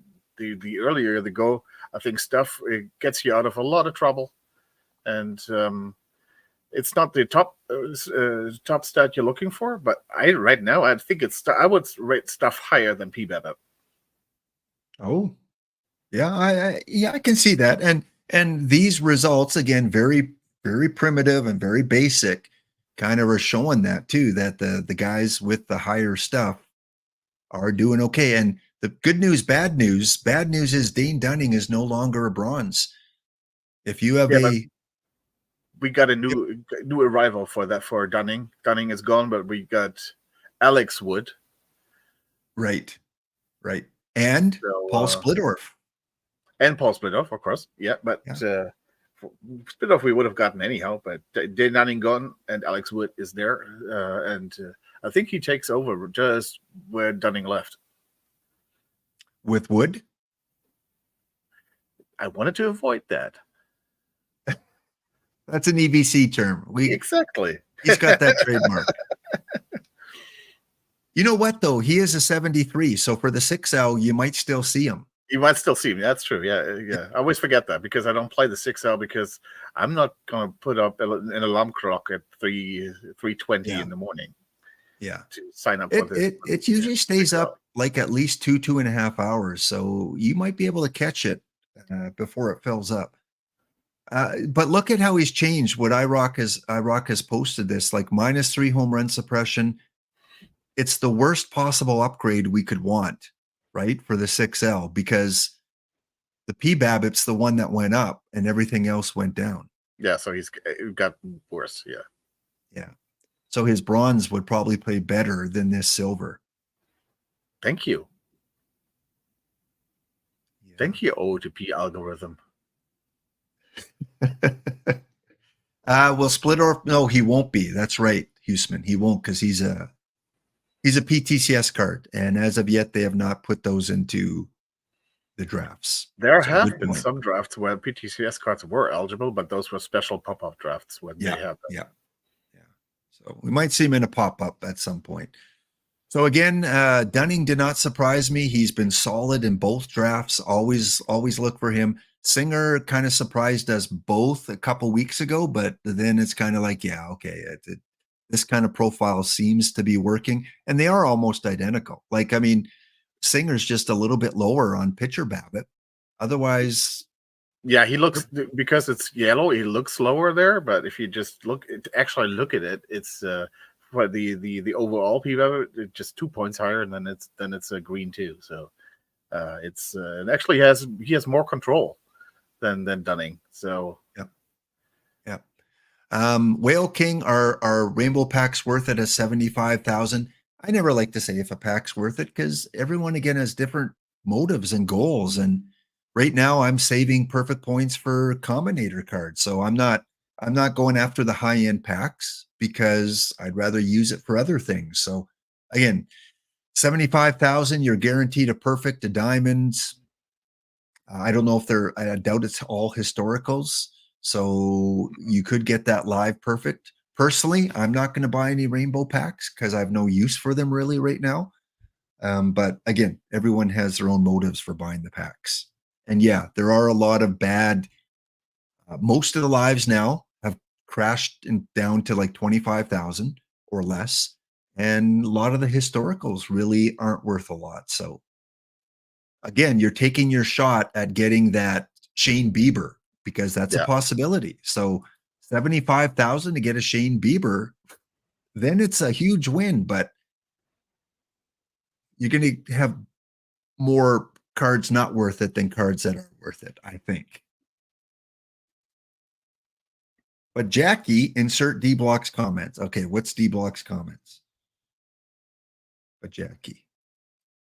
And you get Ned. Yeah, that the Ned is the Jackie, sell him. Ned. Don't play him, sell him. Sell him, yeah. Okay, let's move on. Here are the main profiles for all 8 pitchers that we're in. Again, we see some common factors. Stuff. You're going to need more stuff for the 6L, I think, my opinion, for your pitchers. We do see it with that Harvey Haddix added, and we see 3 live pitchers here. So, Dane Dunning, your days are over as the number 1 5L and 6L card. But congratulations on having a good real-life career and moving up to silver. Some one-offs in terms of performances. This one, it shocked me at first, but then it didn't because the most innings pitched by any starter in April was only 62.2. But then I thought about it and said, but this is power years where they probably don't last in the game as long. Maybe. And it was a Kyle Gibson card. 62 2/3 inning was the most innings pitched by a single pitcher in the 6L in April.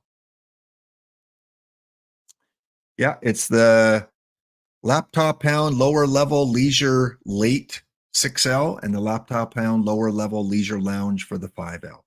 9:20 a.m., 9:20 p.m. Eastern when they fire off. The record for wins was only 6, whereas in the 5L it was 8. So fewer wins total, and it went to this guy. I don't play silver. Are you familiar with him as a silver pitcher? Yeah, but I'm not playing him because he's so splitty. Yeah. I mean, against the righties, it's pretty good. Yeah, and if you look at the numbers against the lefties, that's basically one of those Singer Gibson cards. Yeah. So I can see why he works in the 5L and the 6L, but he's got this. Yeah, he's got this profile. Stuff is a little less there, but things are. He's kind of like the Gibson card, like this one. The stuff is a little less here, but everything else is good here. The helmet suppression being in the green, everything in the green there. So that is basically the Gibson, and then against righties, he's actually better. So I can see why that works in the 6L. But like I said, in silver, I don't play him because he's just too splitty for that. Yeah. And again, chat, this is where we're 6L specific. Don't take this as cards you want in league or in other kind of tournaments. This card in Sky Dome in 1993 has worked well for that tournament. And again, this is a one-off. He could have stunk every other game he played, but he does have that shape of those 2 successful live pitchers. Yeah, and he's facing bronze and iron batters, and not other silver. Yes. Mostly not other silver batters. So that's what's really helping him out here. Against other silvers, I don't like him that much, especially not in the Sky Dome with only other lefties with the Sky Dome with the 71 home run suppression. Oh, I don't like that at all. Yeah, and good point. Yeah, I did ask about as a silver, but that was more so I'm not familiar with him as a silver because I don't play silver. So in the 6L, if I come across him now, there's a name I'm going to be looking for. Brabender. Should be easy to remember. This guy I always do look for. Right from when the tournament started, he had the highest pitcher WAR of any pitcher in the April tournament, 2.4. Again, he's got that shape. He's a better Kyle Gibson. Little less stuff, but a lot more control. Yeah. Just one thing here. I just looked up with the 100s. About 75% of the 100s have a cell or have a L10 under 75,000. So do you want to take your 25% shot? That's kind of what it boils down to. So, but again, you get a diamond too, and the diamond, you could get a valuable diamond. There's some good diamonds, some good gold. So, but for the perfect card, about a 25% chance of getting your value back. So yeah, this one, Jameson, love this card. I always see him when I get him in silver, always take him. And he's performed well. Next, the single tournament stat record for Ks per 9 in April, 12.6. I only looked at pitchers with a 30 minimum innings pitched. And this guy in this tournament, 34.1. Do you know what shape that is? I know him, but I just can't place him. I know that shape, yeah. He had the K per 9 record in the 5L too. Yeah. And it was Max Scherzer. So anytime I draft him, he's my closer because he strikes guys out. Yeah, you're taking a risk with the home runs and the base hits, but this one tournament, 12.6 K per 9. Again, I think he looks worse than he is. Yeah. With that, if he would have like 3 home run suppression more, that would be green. So he would it looks worse because everything is yellow and orange. If there is some green in there, you would with just a few points more, it would look much more enticing to play. And yeah. Sometimes we see the yellow and orange, but we don't look at the numbers that might be close to that next color. Yeah, I agree. So Max Scherzer, best K per 9 in April in the 6L. And here is an Eovaldi. So he had the best walk per 9 rate, 0.4. In the 5L, it was 0.6, I think. Here in the power era, 0.4, 40.1 innings pitched for this card on that day, but it makes sense with that control, right? Yeah, it makes sense. And the difference is basically a statistical error. I mean, that's just within the margin of error, and maybe that he has had one more team there that's one more team that is it didn't draft or anything. So it's really if you can get him, he doesn't walk basically anybody. So very simple. So you want a strikeout guy? Grab Max Scherzer. You want a guy that's not going to walk a lot of people? Get Evo. I mean, you're taking him regardless. Like if you see him, boom, you take him. You won't find 5 better pitchers in that draft now. And a silver guy with our most saves, 12 saves in one tournament, went to Orozco, 19.1 innings pitched. He had a 0.92 ERA. I mean, the stuff isn't the same as Max Scherzer, but he's got that closer profile. Like, this does not surprise me at all. This is your typical closer profile. And like you said, he's playing bronze and iron cards mainly, so he's going to dominate. Yeah, with that stuff, with the PBAB, with the home suppression, that's cool. And again, I think the 58 control looks worse than it is actually. Yeah, I rock this as super risky, but can be super rewarding. Again, now you do play silver. He's a low silver. Would he play on a regular kind of silver team? I would play him, yeah. He looks like, just based on the shape. I And mean, again, these, you always run the risk, and especially this happens, of course, in PTCS more than anything else, that you walk 4 guys with a shape like this, that you walk Yeah. in a complete run. But with that stuff, even if he walks 2 in a row with that stuff, he gets himself out of trouble with that usually. And again, this 58 control is not as terrible as it seems. If we're talking 30 control, then I would be really worried. But that 58 control is not really that bad. Plus, he is with a control, for example, he's not very splitty with a control there. And for a lower level card, he's not splitty yet. I mean, there's a little split. He's better against the lefties. Everybody sees that, but he's not that you can't use him against other cards, against the righties. So I wouldn't have too much problem. Maybe not use him as my closer, but maybe as a setup guy. in silver, you mean? Yeah. Yeah.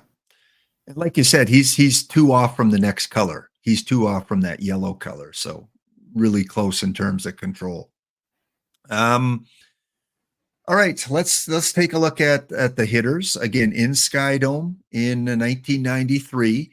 Looking at WAR over 0.5, a WRC a 10 or higher, WRC plus 100 or higher, at least 44 plate appearances, and WOBA at least 0.375. That's what I'm going with. And here are your 8th, 7th, and 6th. Hearing 19 times, 24 times, and 25 times. I think you like all 3 of these, D Block. I'm not a big fan of Enrique. I know in a draft I'd take him, definitely, because I probably won't get anything better. In a tournament environment, I'm not playing him because I will find better people than him. He has that problem that this Army Knife problem that he can play anywhere, but at any position you will find somebody that's better. So in the draft, perfect. I know that I can use him, and if I find somebody else that is better at that position that I'm thinking right now, I can switch him somewhere else. In a tournament, not so much. But Presley, I love Presley as my third baseman. I really, really like him. Has some weird splits there, but still, I really like the Presley and the Young. Yeah, he had a short reign in tournaments. I think at shortstop.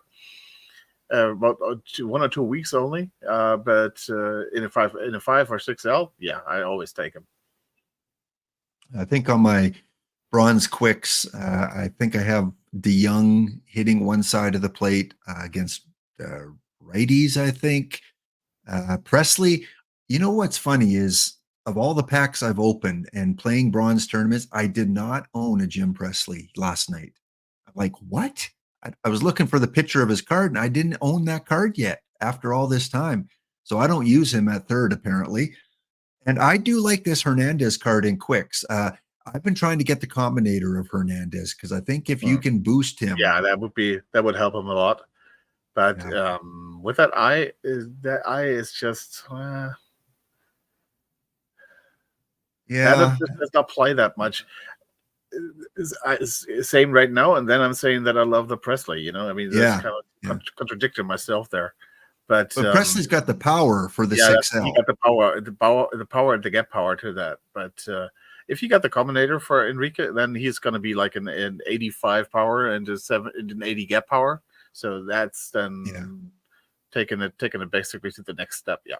Yeah, and he plays all those positions. Yeah, exactly. Like I said, you will always find he can play anywhere, but you will find on any position that he can play, you will find somebody that is better.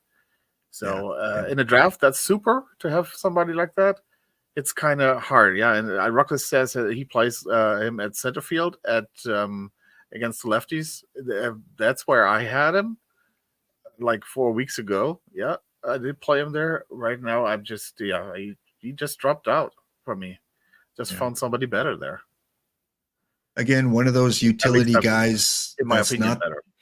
Yeah, not the best anywhere, but his utility does serve a little bit of a purpose, but 3 cards, 3 of the top 8 that have played well in the 6L. And again, DeYoung has, I think, pretty good defense too. I can't remember his defense. Yeah, he does. Yeah.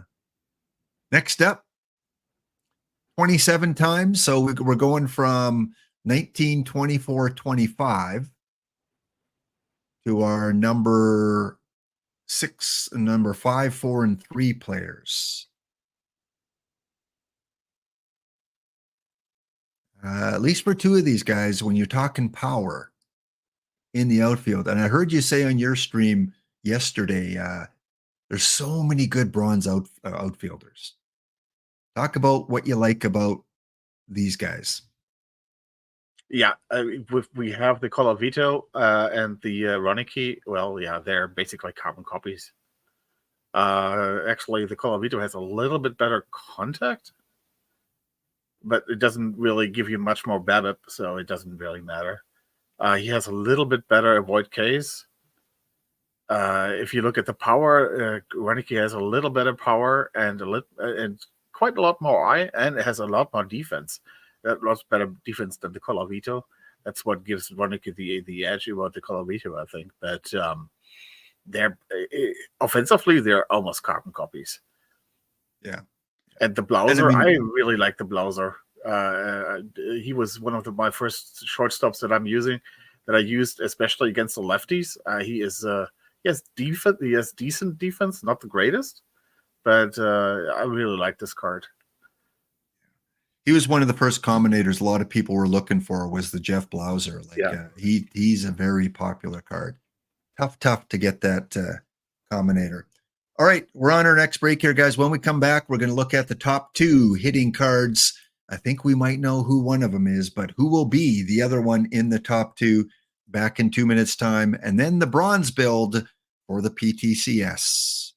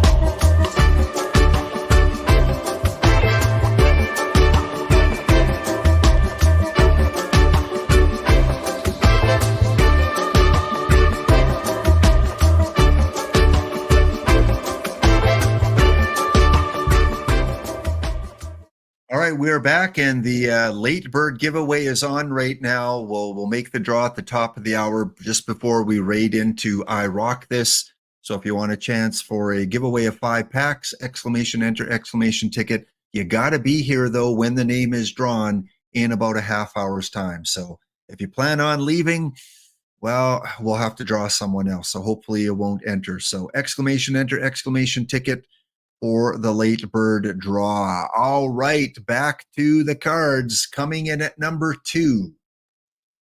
As much as I would have loved Kitty to be in the top 8, he's a much better 5L player than he is 6L. And he does have power, but he's just a much better 5L. He just missed the top 8 in the 5L. We have, no surprise, Jake. Jake does better in the 6L than the 5L. And it's easy to tell why. And coming in 42 appearances on the list, the meta, the must-have, Adam Dunn.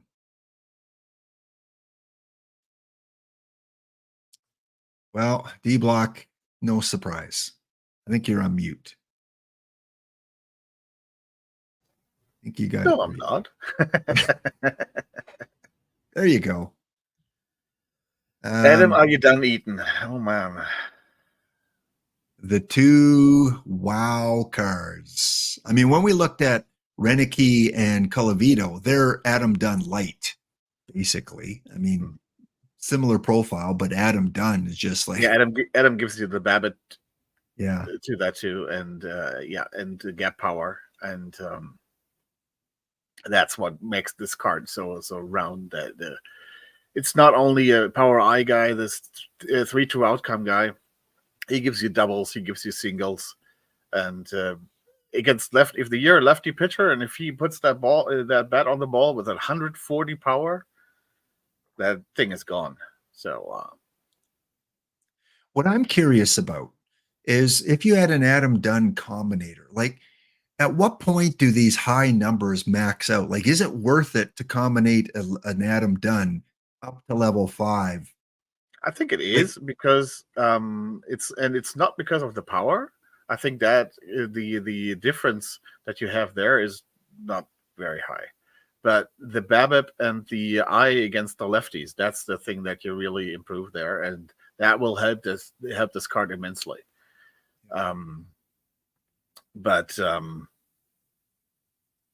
Yeah, I and Caged is right. And I think if you do have Adam Dunn, he's one of the cheaper ones to combinate just because of the team he played for and his teammates.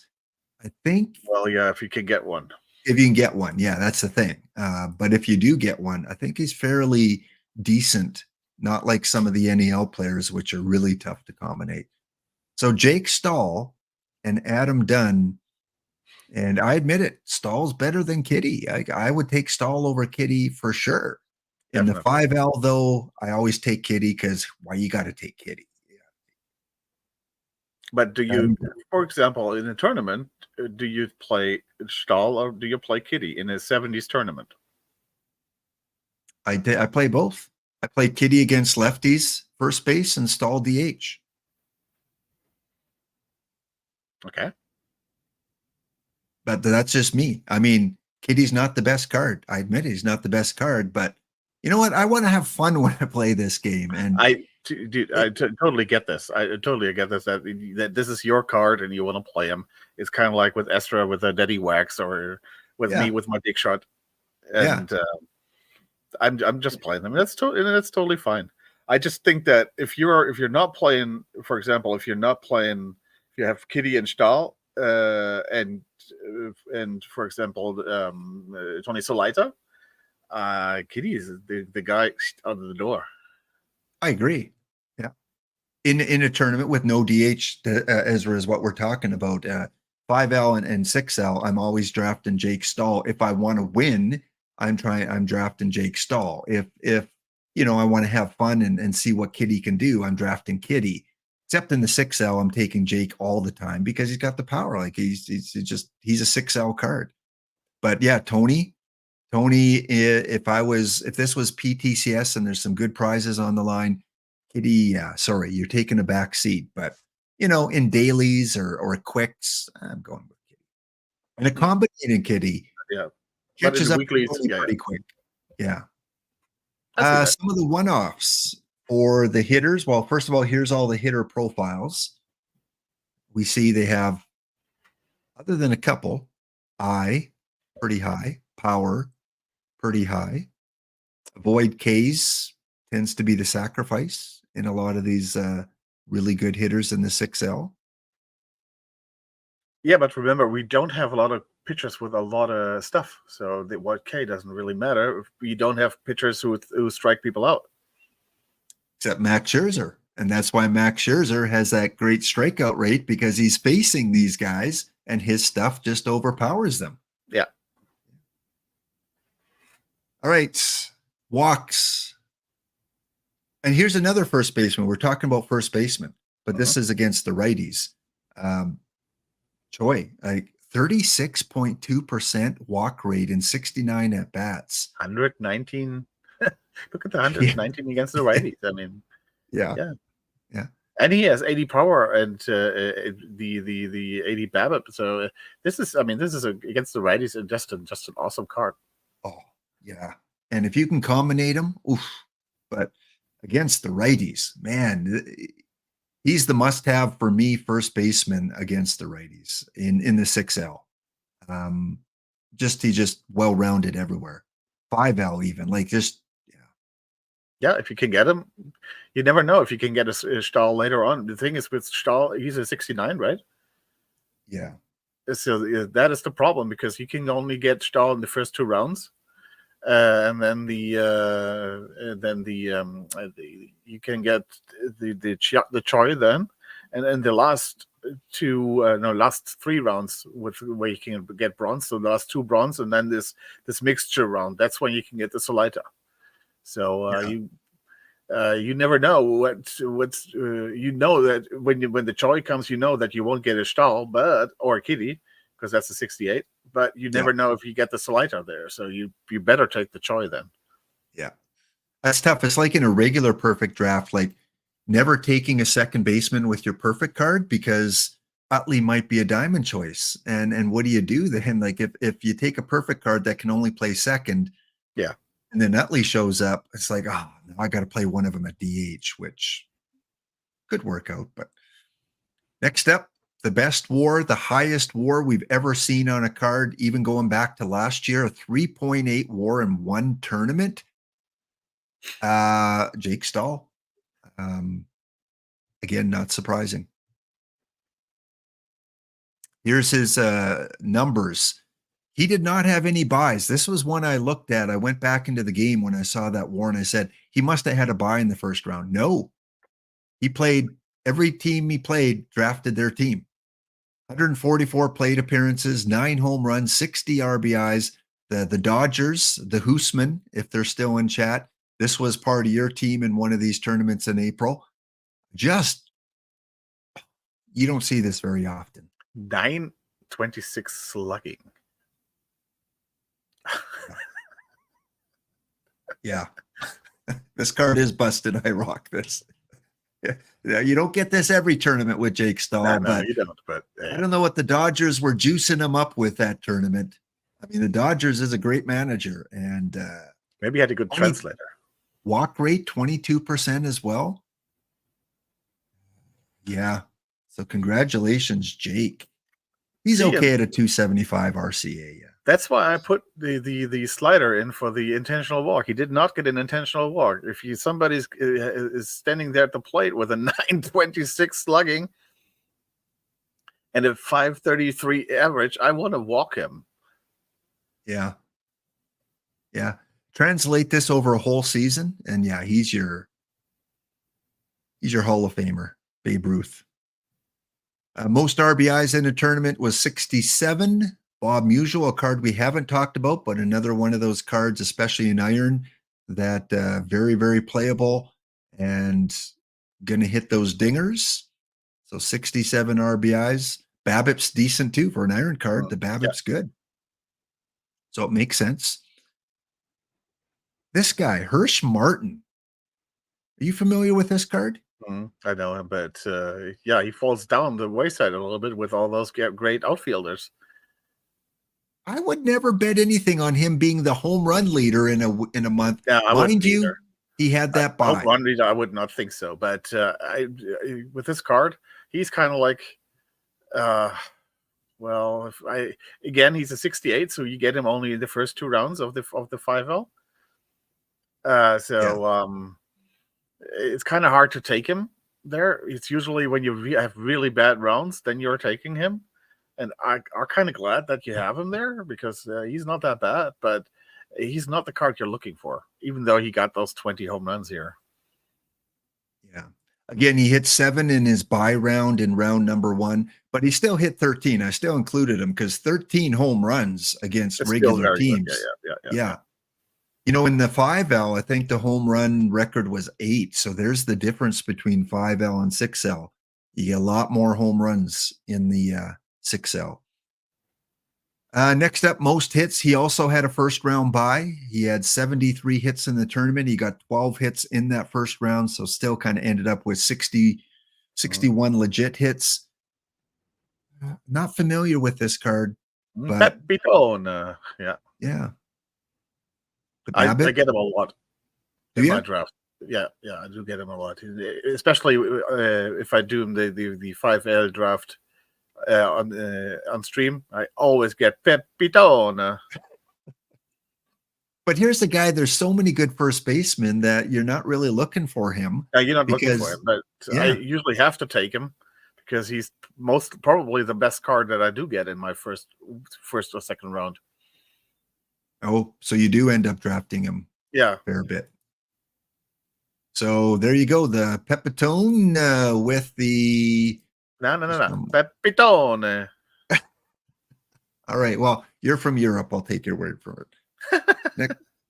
So yeah, that's it. There's your 6L top pitchers and hitters based on the criteria I used, tracking it every single tournament except one, which I didn't get entered into, but pretty close. Our players of the month for the 6L in April, we're giving it to, of course, Adam Dunn. And in his last full-time stint, the Dane Dunning. So Dane and Dunn. Dunn. They both have Dunn in their name. Synchronicity. Take a drink. Dunn and Dunning are your 6L players of the month. No real surprises overall, really, other than like hitters. None really surprised me. This guy, really. Yeah, maybe that's Rob Bender. Yeah, but that's a one game kind of thing. But otherwise, it's guys we would probably expect to see. Yeah, in the tournament. So interesting to see how Pipkins will do, having a full month. And the Eovaldi, yeah. And the Eovaldi, yeah. Because a lot of people are kind of turning on Pipkins. I'm seeing in the Discord, they're saying, well, Pipkins might not be as good. But yeah, his problem there is that he's a lefty. And that he is with Smidorf, he's pretty good against the righties. Pipkins has a little... we have a lot of good righty hitters, and he's having probably more trouble with him than Eovaldi or the Smidorf will have. So that's why I'm right now. He's, to me, with those in there, he's maybe number 3 right now. But there's also we did not have a lot of. I think Dink Dink wasn't. He was 75, right? But there's some the Jake Stevens and all those cards. I think we'll see much more of those in the next 5L, 6L. So again, guys, get involved. 9:21 p.m. Eastern is when the new one fires up. Good to see some of the new names in there. I'm seeing a lot of new managers in there. And it's always fun. And never be afraid to get a kitty. Never be afraid. I mean, you can test out a kitty once in a while and see how he does. He can end up in the Hall of Fame on my Discord in the kitty thread. Well, we got a half hour to go here, D Block, before we go over to I Rock This. And let's get you a team. What's that? Let's get you my team going. Yeah, let's do this. Because I've got some interesting choices here. So let's go to the game. Wrong one. Right there. Oh, actually, I looked it up. The top travel destinations for young people, 18 and 20-year-olds. It is the first one is Turkey, then Spain, Egypt, Great Britain, Malta, Germany, Greece, Bulgaria, Italy, France, US, Morocco, Tunisia, Ireland. Canada didn't make the list? No. Canada did not make the list. Well, it would be on your list, D Block. I know you would love to come to the I mountains, would the Rocky actually, I did. Mountains. I would really like to go to Canada, But you know what? In the dialect that we're here in Hanover, what Canada means in German? Village. No. Oh, When what's it mean? we have that joke actually with the Canadian lands in Canada, lands in the new in America, on the continent, and it says, is there Canada? And that means, isn't here anybody there? Pretty lame, D Block. It's not lame. It's the truth. That's what it means. Is there nobody there? Canada. Lame. It's not lame. It's true. You know what it really means, though. You know where the name Canada comes from. It comes from the Iroquois, who were in on the land, indigenous to the land, and it was Kanata, Kanata, Kanata, and that means village. So that's why I said village. Okay, So that's the. Ezra knows German. He confirms it. Is there anybody there? Well, it does make sense. We do have like 36 million people. How many do you have in your country? 80, 85, 84 or 85. Oh, now you're bragging. All right. No, I'm not bragging. I know. I'm just kidding. Yeah. Okay. Old West Germany had 60 already, and then we got 20 from the East Germans. Gotcha. All right. So here we are building a new roster. So again, if you're new to the game, you can go into your roster builder and choose create roster. You can put in a name for it, PTCS Bronze. And does it give you the option here? Yeah, I guess it does. So we want DH, yes, and only snapshot and unsung hero. So good. They even have a category for it there. Excellent. So we go save. And now, D Block, I need some of your awesome advice here on, because I think I have a shot. I think I have a better shot now than I've ever had, because I do have some combinators and nowhere near what a lot of people will have. So I'm just going to go to my manage cards. I'm going to show only my combinators, and I'm going to for now put them all on, just because they're all combinators. Let's just slap them all on there. Activate. Okay. So this is what we got. We'll just throw in the ask bench. I think you have Harvey Haddix too, don't you? Yeah, I have Haddix too. Yeah, I like him a lot. Yeah. And I want to thank you, because I watched your stream where you showed you had the Harvey Haddix, and I just copied you. I went to the card shop and saw one there for minimum and said, you know what? If it's good enough for D Block, it's good enough for me. I mean, look at that shape. He's pretty good. Yeah. So I've got Haddix on there, and you can, I don't know if he's still available, but he's one I would recommend if you can get him for minimum. That's not the combinator one, though. Combinator. We'll just put 69 up here. And Haddix. Again, he in the 6L, he was one of the top 8 pitchers. Currently none in the market, but I'm betting if you put in like 11,000, someone that gets him will probably sell. Look, if there's a Rich Folkers. Rich? FO. There's one. Oh, there's none. Yeah. There's another good one. Control, home run suppression. Yeah, I got him as a combinator too. I got him as a combinator too. Yeah, he's a little more pricey. Yeah, I can see why. Okay, he went up there. I got him for the minimum. Oh, did you? Oh, nice. So because he's a snapshot, he qualifies. And does Folkers, is he a snapshot? Yeah. Okay. Now, because of the 6L and 5L results, I went out and I got a Max Scherzer. Just because he was doing well in the 5L, 6L, maybe he can dominate some of those avoid K kind of guys, putting him in the bullpen. And any kind of boost helps him. I've got him boosted up to level 1. So I did one boost with him. You already see that the home run suppression is already the overall already in the green, and if the control, if you boost them more, the control will probably get into the green there too. Yeah.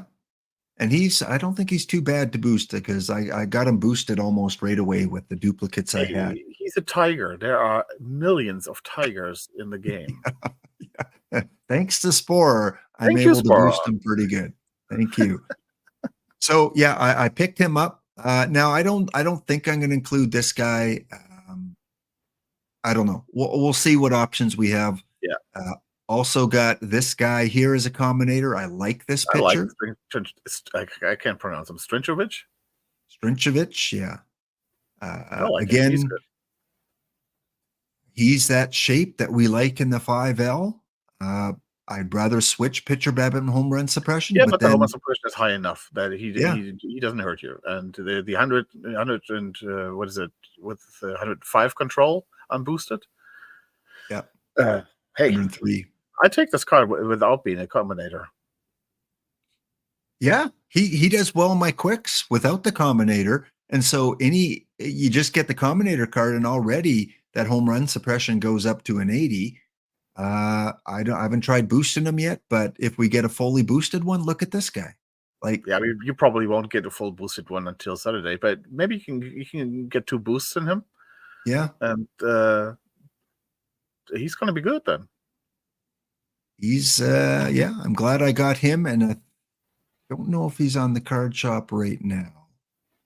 2 of them. No, those are the normal ones. No. Yeah, it's already a little. Yeah, it's getting up there.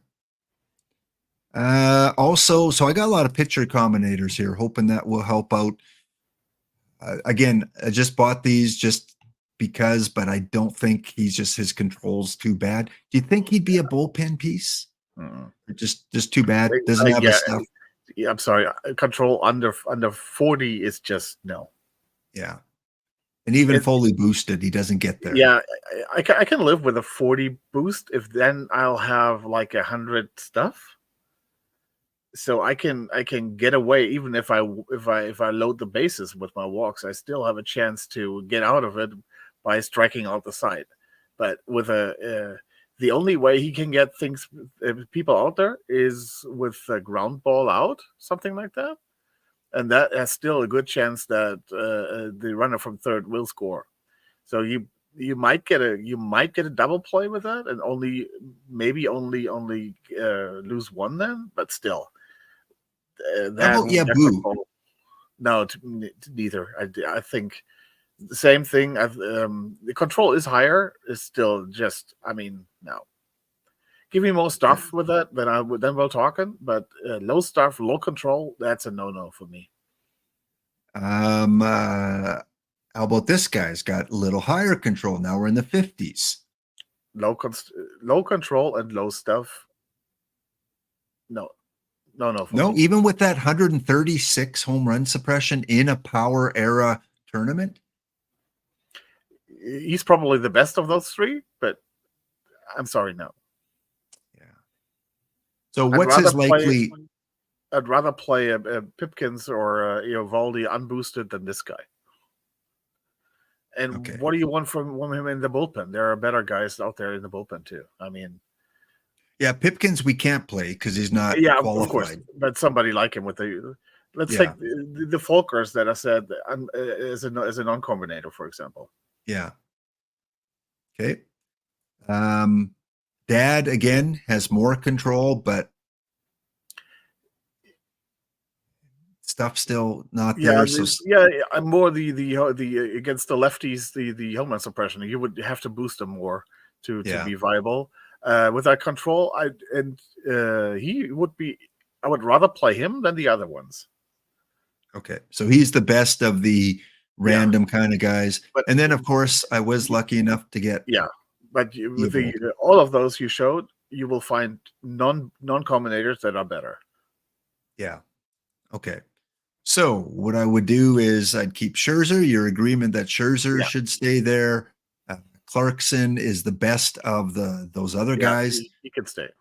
Strichnovich should stay. Yeah. Haddix. Yeah. Eovaldi. Yeah. So get rid of Mr. Yabu and Andujar. and Albury. All right. And then he would go here. Evoldi would go here. He'd probably be your number 1. So Yeah, not you don't want to start Clarkson. You can get out. Oh. You can take him out of there too. Yeah. So not a bad top 3 for because you would probably start the non-combinated version of these 3 guys in your tournament. Probably, yeah. Yeah. So when we look at the hitters, only got a couple. Petrocelli, he's going in because he's boosted up to this level. Petrocelli, third baseman. Yeah, he's good. He's good in the power era, isn't he? He's one of the better ones you can get in there. Yeah, and he's boosted up to level 4. I'm in no rush to get him to level 5. I don't think that the cost for level 5 it does not valid the improvement. Yeah, no, I agree. And I heard what you said on your stream saying you want to try and get your guys to at like level 3 and then kind of stop there. And I agree. Once you get to level 4, it's kind of expensive to get to level 4, but I don't even want to try to get to level 5. So I'm happy with him. That one boost, those 2 points you get, is just not worth it, I think. Yeah. And I think even level 4 is, if you can get one in a kind of like in a cheap way, then okay. But if it's kind of like a time to time basis, there you really have to watch out if it's really worth to get him to level 4, or if level 3 is good enough. So he's pretty cheap if you can get him. His average is about 12,000 perfect points. I just thought he was a fun card and had the power era kind of build there. So really curious how he's going to do. Defense, again, third base. Not that bad for third baseman. And then I just grabbed this guy. What do you think about Dimitri Young as a... He's a good backup. Good backup? That's what he is. And then would you rather play him against the lefties or righties in the power era? Against the righties. Yeah. He's got like better BABIP, got better gap power against the lefties. Yeah, the power, but the power in the eye, that's just definitely against the righties.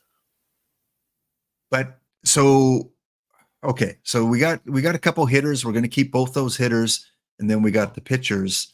So now we go and we got to try and fill out the lineup and build our bronze lineup. Take the combinators off, hide the duplicates. And I guess, maybe just sort by power, go to the basic batting ratings. Oh yeah, you got already your first one. Yeah. So this guy in, right? Yeah. Tony is going to go in. Yeah. Rob Deere is going to... Dolph Camilli, you could think about him as a DH. As a DH, if you find somebody who plays against the lefties. That is his problem, that he is only one way. You would love to play him against the righties, but the problem really is that you need to platoon him. Well, what was that Dimitri Young? What was he? He was better against the righties too. It's the righties too, yeah, exactly. So that won't fit. But Rob Deere, we're going to put in Rob Deere. Yeah. You have this combinator too, don't you? I have him as a combinator, yeah. But he's very expensive to boost. Is he? Oh, okay. So even on the shop, none are available. It's going to be tough in the next 2 days to find any snapshot or unsung hero. If you pull them in packs and you don't play bronze, oof, you can make some coin. I mean, look at that. I mean, his L10 is only 13,000. Yeah, but that was now that the PTCS format's been released. He's up. I paid 19 for mine. That's pretty high. Renicky. Yeah, he's going to be a nice option there, actually. So Renicky, we're going to throw in. Since there's no Dunn, I think he should make it. But there are some other guys who could play. The Stahl should definitely be there. Yeah. And he would be my DH choice there, actually. Yeah. So Either instead him of or- Camille. Yes, Camille wouldn't make it there, because if we have the Soliter has actually some defense. Stahl does not have any defense at all. So I would rather play probably Stahl at DH and Soliter at first base. Right. Yeah. And both ways. Yeah. Yeah. So looking pretty good so far. I mean, if we just kind of order it based on position, right field, left field. Now the Renicky, the interesting part about him is that he can play center field, and it's not that bad at center field, actually. Yeah, I guess we'll have to look at what other options we have, but right now they got him at center field just by the AI. So let's put Rob Deere here. Young in left field. No, we have better options there. Yeah. So Young, we're just going to have as a bench player for right now. Yeah, he's just a bench player. Petrocelli. Okay. So 5 of our starters in there. Next we go, and we need a catcher, second, short, and left fielder. So catcher-wise, Power and I, Mitch Garver. Yeah. Looks like the guy in the Power era. He does have some framing too. He could be another option there, but I personally like the Garver better, but I know that a lot of people like the Averill. Well, why not both? We need 2 catchers. Anyhow, Yeah, look at the framing. Yeah. So let's go and add both of these guys, Garver and Earl. To be honest, I don't like both, but yeah, with this era is probably better because they have the framing, but they don't have the blocking at all. They are gonna have a lot of pass balls. I hate that. Yeah. But because yeah, it's always going to be in the situation where you can't take that with somebody on third base. That's when he's going to have the pass ball, and yeah, it's just But I see with the stats, the ratings are good for them. So I'm not a big fan. Mitch against the lefties. We'll put him in against the lefties. Averill, backup, I guess. Do you remember does anyone chat remember what the BABIP ratings are for this park? Is BABIP any kind of consideration? 4% increased. So it's above 1.0. It is boosted. Yeah. Okay, thanks, Cage. But like 4%, kind of like that. It's not very high. Homerun is like 15% increased. Yeah. So again, that's why I kind of work. Triples? I think those are the biggest one increases. So it's at what point do you go, well, for a guy like who's our second catcher here, at what point do we go, you know what, I've got a lot of power already. Do I go for a BABIP kind of catcher? Or do I go all in with the power? I don't think so. All right. Second base, shortstop, and left fielder. So just based on power,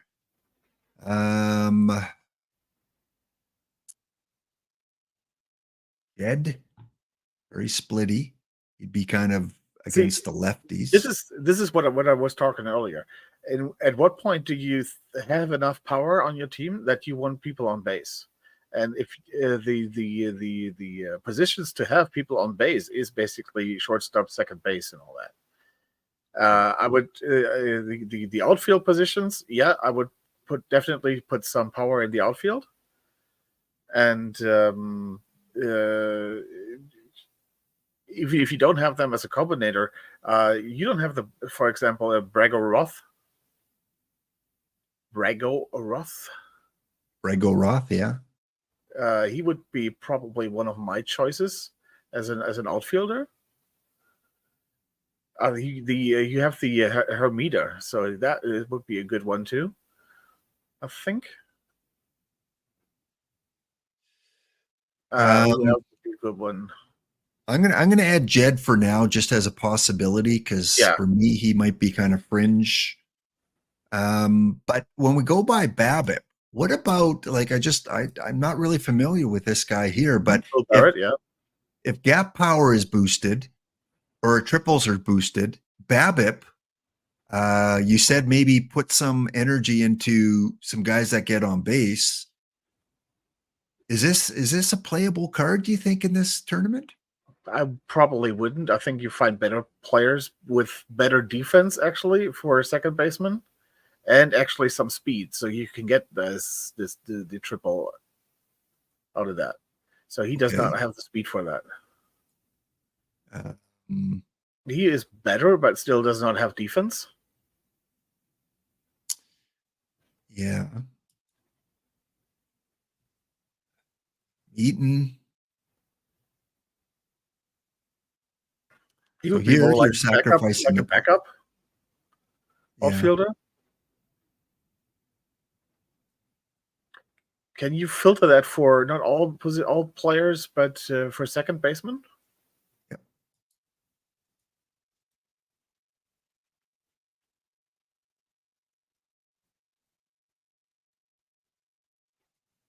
There's the Ian Happ. He would be somebody you could actually play, even though that he is an iron there. I like him kind of like him there. Still, he does not have the speed or the he has the arm, which would be more for a shortstop. Yeah, I don't know, but that's outfield, right? Okay, Yeah. I don't know. Just who would be the guys that I see the Mike Fischlin. Oh yeah, I remember you talking about Fischlin. Yeah. There you go. Giving you the defense, Yeah, got some looking at BABIP. the stealing ability is okay too. With the 71, he's not the greatest stealer, but he's useful there. He will steal you some bases, and the aggressiveness is not so high that he will run into a lot of outs. So basically, if he can steal something, he will steal something. He has some BABIP, he has some eye, and has some decent defense. So I like him. I have him as a combinator. I like him a lot there. I'm going to add him in for now. Um, And see, that's Eric Young. So you talked about Pena as well. Yeah, I did. But if you have Eric Young, then you probably play Eric Young. Eric Young? Absolutely, Eric Young's going in. Yeah. So, and as a backup for both, you can use the Jose Hernandez that I've saw. The Jose. Yeah. Or maybe Jed. I don't know, like Jed or Fischlin. I'm not crazy about the bat, but as a backup, yeah, we'll throw him in there. So I think we just need a left fielder, someone that can play left field. Again, you kind of want power. Dave Nicholson. Yeah, he would be Splitty. He's a platoon guy. He's got the shape, for power era. Got some BABIP. Yeah, but like the Bragger Roth would be Aaliyah.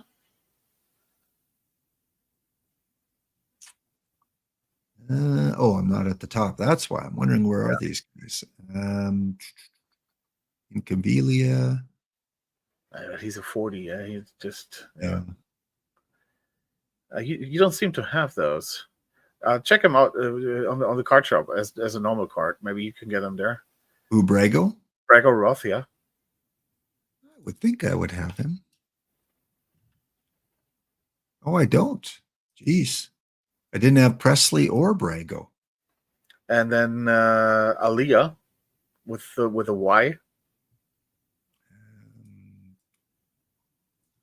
Why? Why? No, A-L. Oh.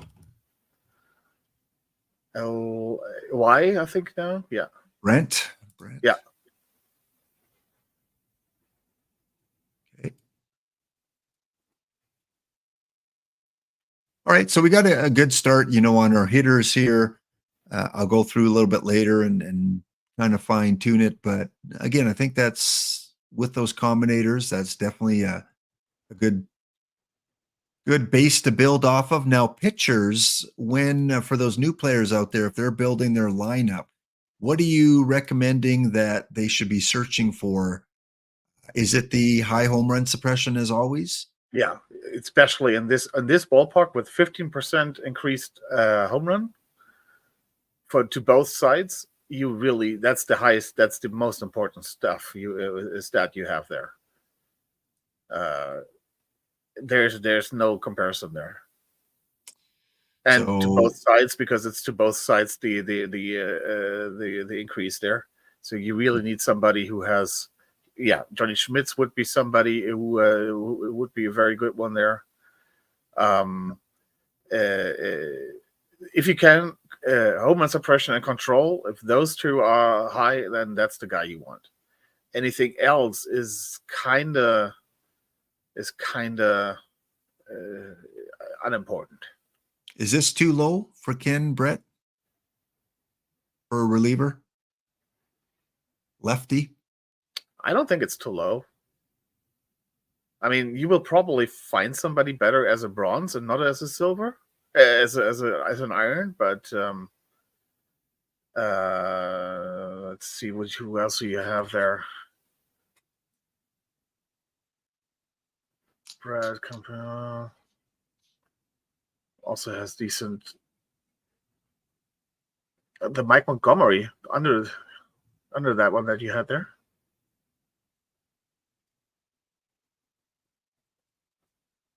Yeah, again, iron card.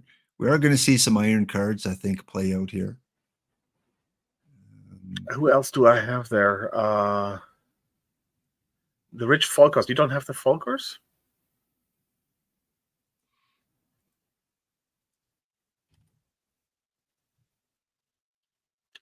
With O. OFO. Yeah, I do 67 snapshot. He should be there. He should be there. Okay. Home run suppression of 85. So maybe that's why. Go down a little further. He might be actually a little low there. There he is.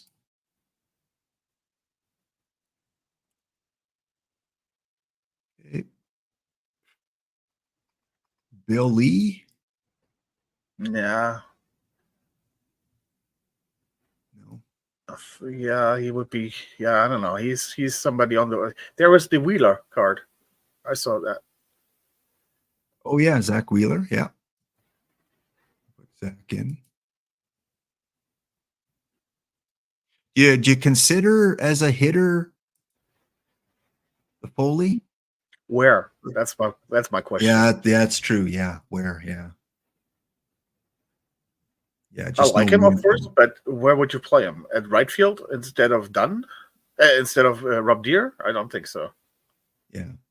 Same with the Tip O'Neill. Like there's just no room. Well, I think pitching wise, we definitely have a good base. Eovaldi, we got the three combinated pitchers here starting. Yeah, Zach Wheeler, of course, and maybe and Johnny the Schmitz. Yeah. Yeah. Is Folkers okay in the pen? With 57 stuff, he's okay there. Yeah. And then, just got to work on the bullpen. Scherzer again being, the combinator bullpen guy. And then good solid base on the hitters here. So something to play around with. Of course, D-Block is going to be streaming Saturday morning before it starts off and fine-tuning his lineups. Have you built your bronze yet? No, I haven't. One thing that D. Dempsey points out here, of course, is we have mainly righty batters here, right? Yeah. Which I don't really feel that's such a bad deal, but yeah. Well, we're going to see a lot of Eoldis. We're going to see a lot of Schmitz, a lot of Wheelers, probably Haddock. So we're going to see a mix of both lefties and righties. It's just a matter of. Yeah, I don't think we're going to see all righties on the one hand, and I never really feel that righty on righty is that bad because they're used to it. Their people are just used to facing righties. Yeah. The problem with the lefties is more that you're when you're just not used to, especially if you're coming up or whatever, you're just not used to it that much because there aren't that many lefties. But yeah, You got switch hitter Ian Happ.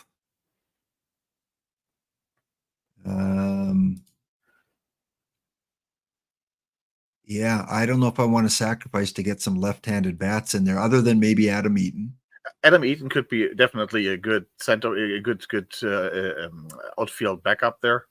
Yeah, backup pinch hitter.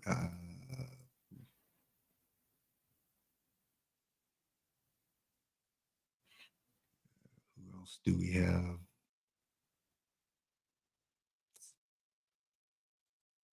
Henrik,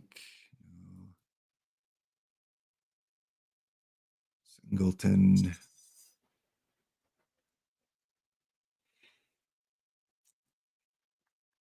But anyway, it's got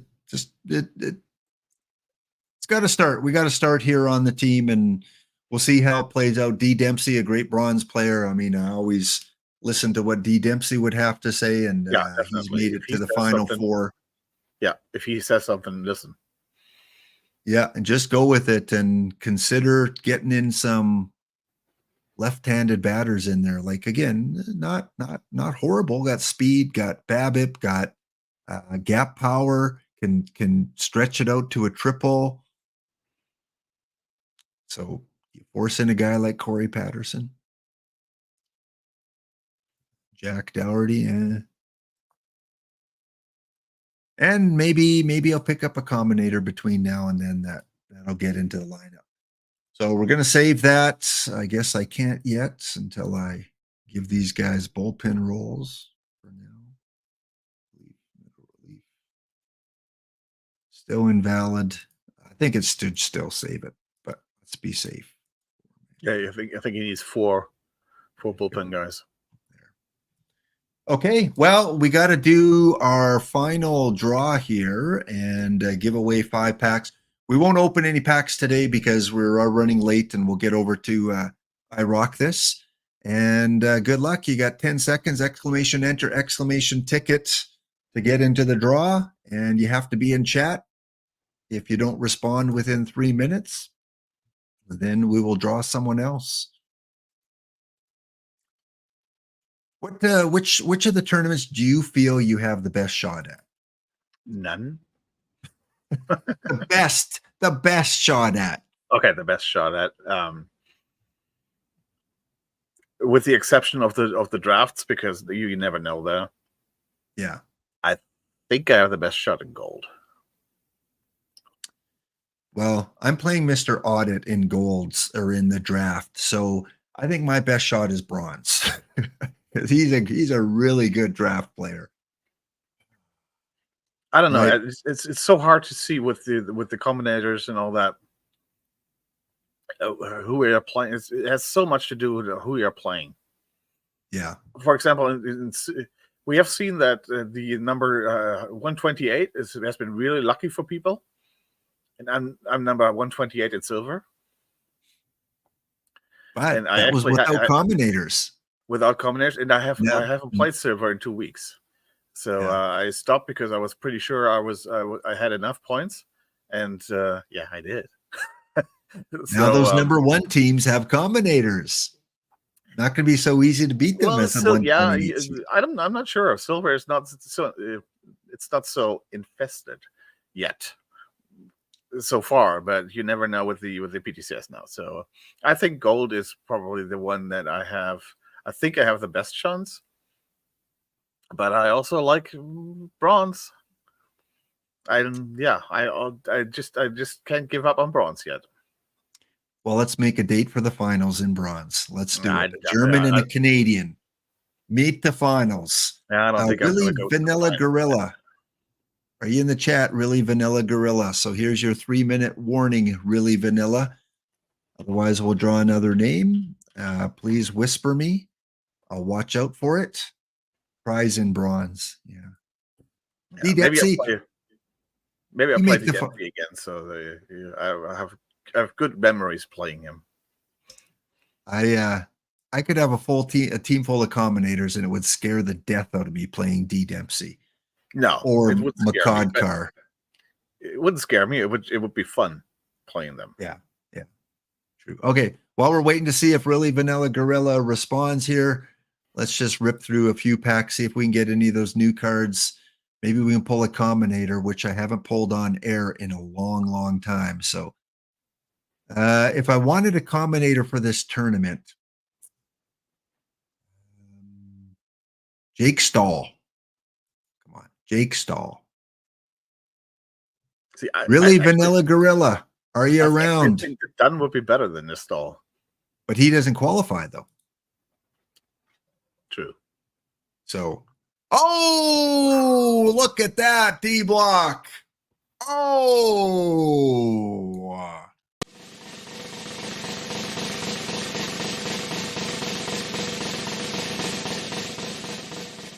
Winner. That deserves a little bit of this. Thank you, Real Vanilla Ganilla. Really Vanilla Gorilla, are you here to celebrate?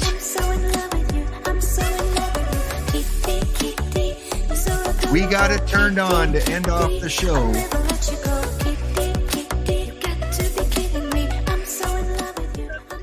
Okay. I don't know if I've ever opened a pack that wasn't a rainbow pack with 3 specialty cards. So we're definitely screenshotting that. Who needs to spend $75,000 when you can get this in a standard pack? Jim Gillum. Commando saying Corbin Burns. Alex Fernandez. And we're going big. Who are the perfects today? There was Greinke and who is the hitting perfect? Carlos Beltran. Beltran. Okay. I say McHenry. Pops Dongoria, thank you so much for the re-upping the sub, and congratulations on your San Jose Sharks winning the draft lottery. So hope you bought some of that draft lottery luck here. Henry McHenry? Henry. How about Shane Bieber? Oh. Zach But he's Wheeler. good. He plays. Yeah. And I don't have him yet, so PT Live. I can use He him. plays. Yeah. Well, I think really Vanilla Gorilla, this is your 30-second warning. Otherwise, we'll draw a new name. I might want to just keep opening packs, though. So keep on going. Celebrini, celebrating in San Jose for Celebrini. Absolutely. Diamond Pipkins. Hey, it helps with the boost. With my Combinator Pipkins. Now, I just read on the Athletic that from the number ones, from the number one overall picks over the last years, that Celebrini would be kind of like number 5. Oh, really? He's that far down, huh? Yeah. Hmm. So don't want to rain on your parade there, but hope that he's doing well for you guys, for the Sharks, for the rebuild there. He's definitely no Connor Bedard, that's for sure. And yeah, the year before that would have been so awesome to have it. That's kind of like shades of Jonathan Toews and Patrick Kane. Those two together, but I think again with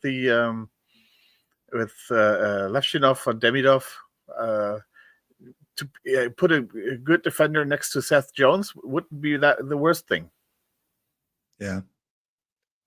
Okay, we're going to draw a new name here because really Vanilla Gorilla has left the building. So next name is TX Jenks. Yeah, that especially the No Fear team there. Yeah.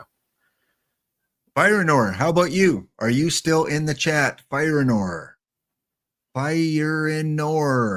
You should still be here. I see you often. There he is. There he is. The dog biscuits there. So we'll open 2 packs for Firenor. See if he can get us some pack luck here. One more pack. What do we got? We've got a bunch of nothing. Okay. Well, D Block, what a great show. What a great conversation. Talked about a lot of things today. And check out your stream tomorrow, 9 a.m. Eastern on Friday. Maybe he'll get a Kansas City Royal save in. Probably. No, I won't. This Friday, it's PTCS preparation and no chance for it. And once again, congratulations on becoming a Twitch partner. Thank you very much. Well deserved. The spirit you bring to the community, the odd F-bomb that the odd swear word that you throw in.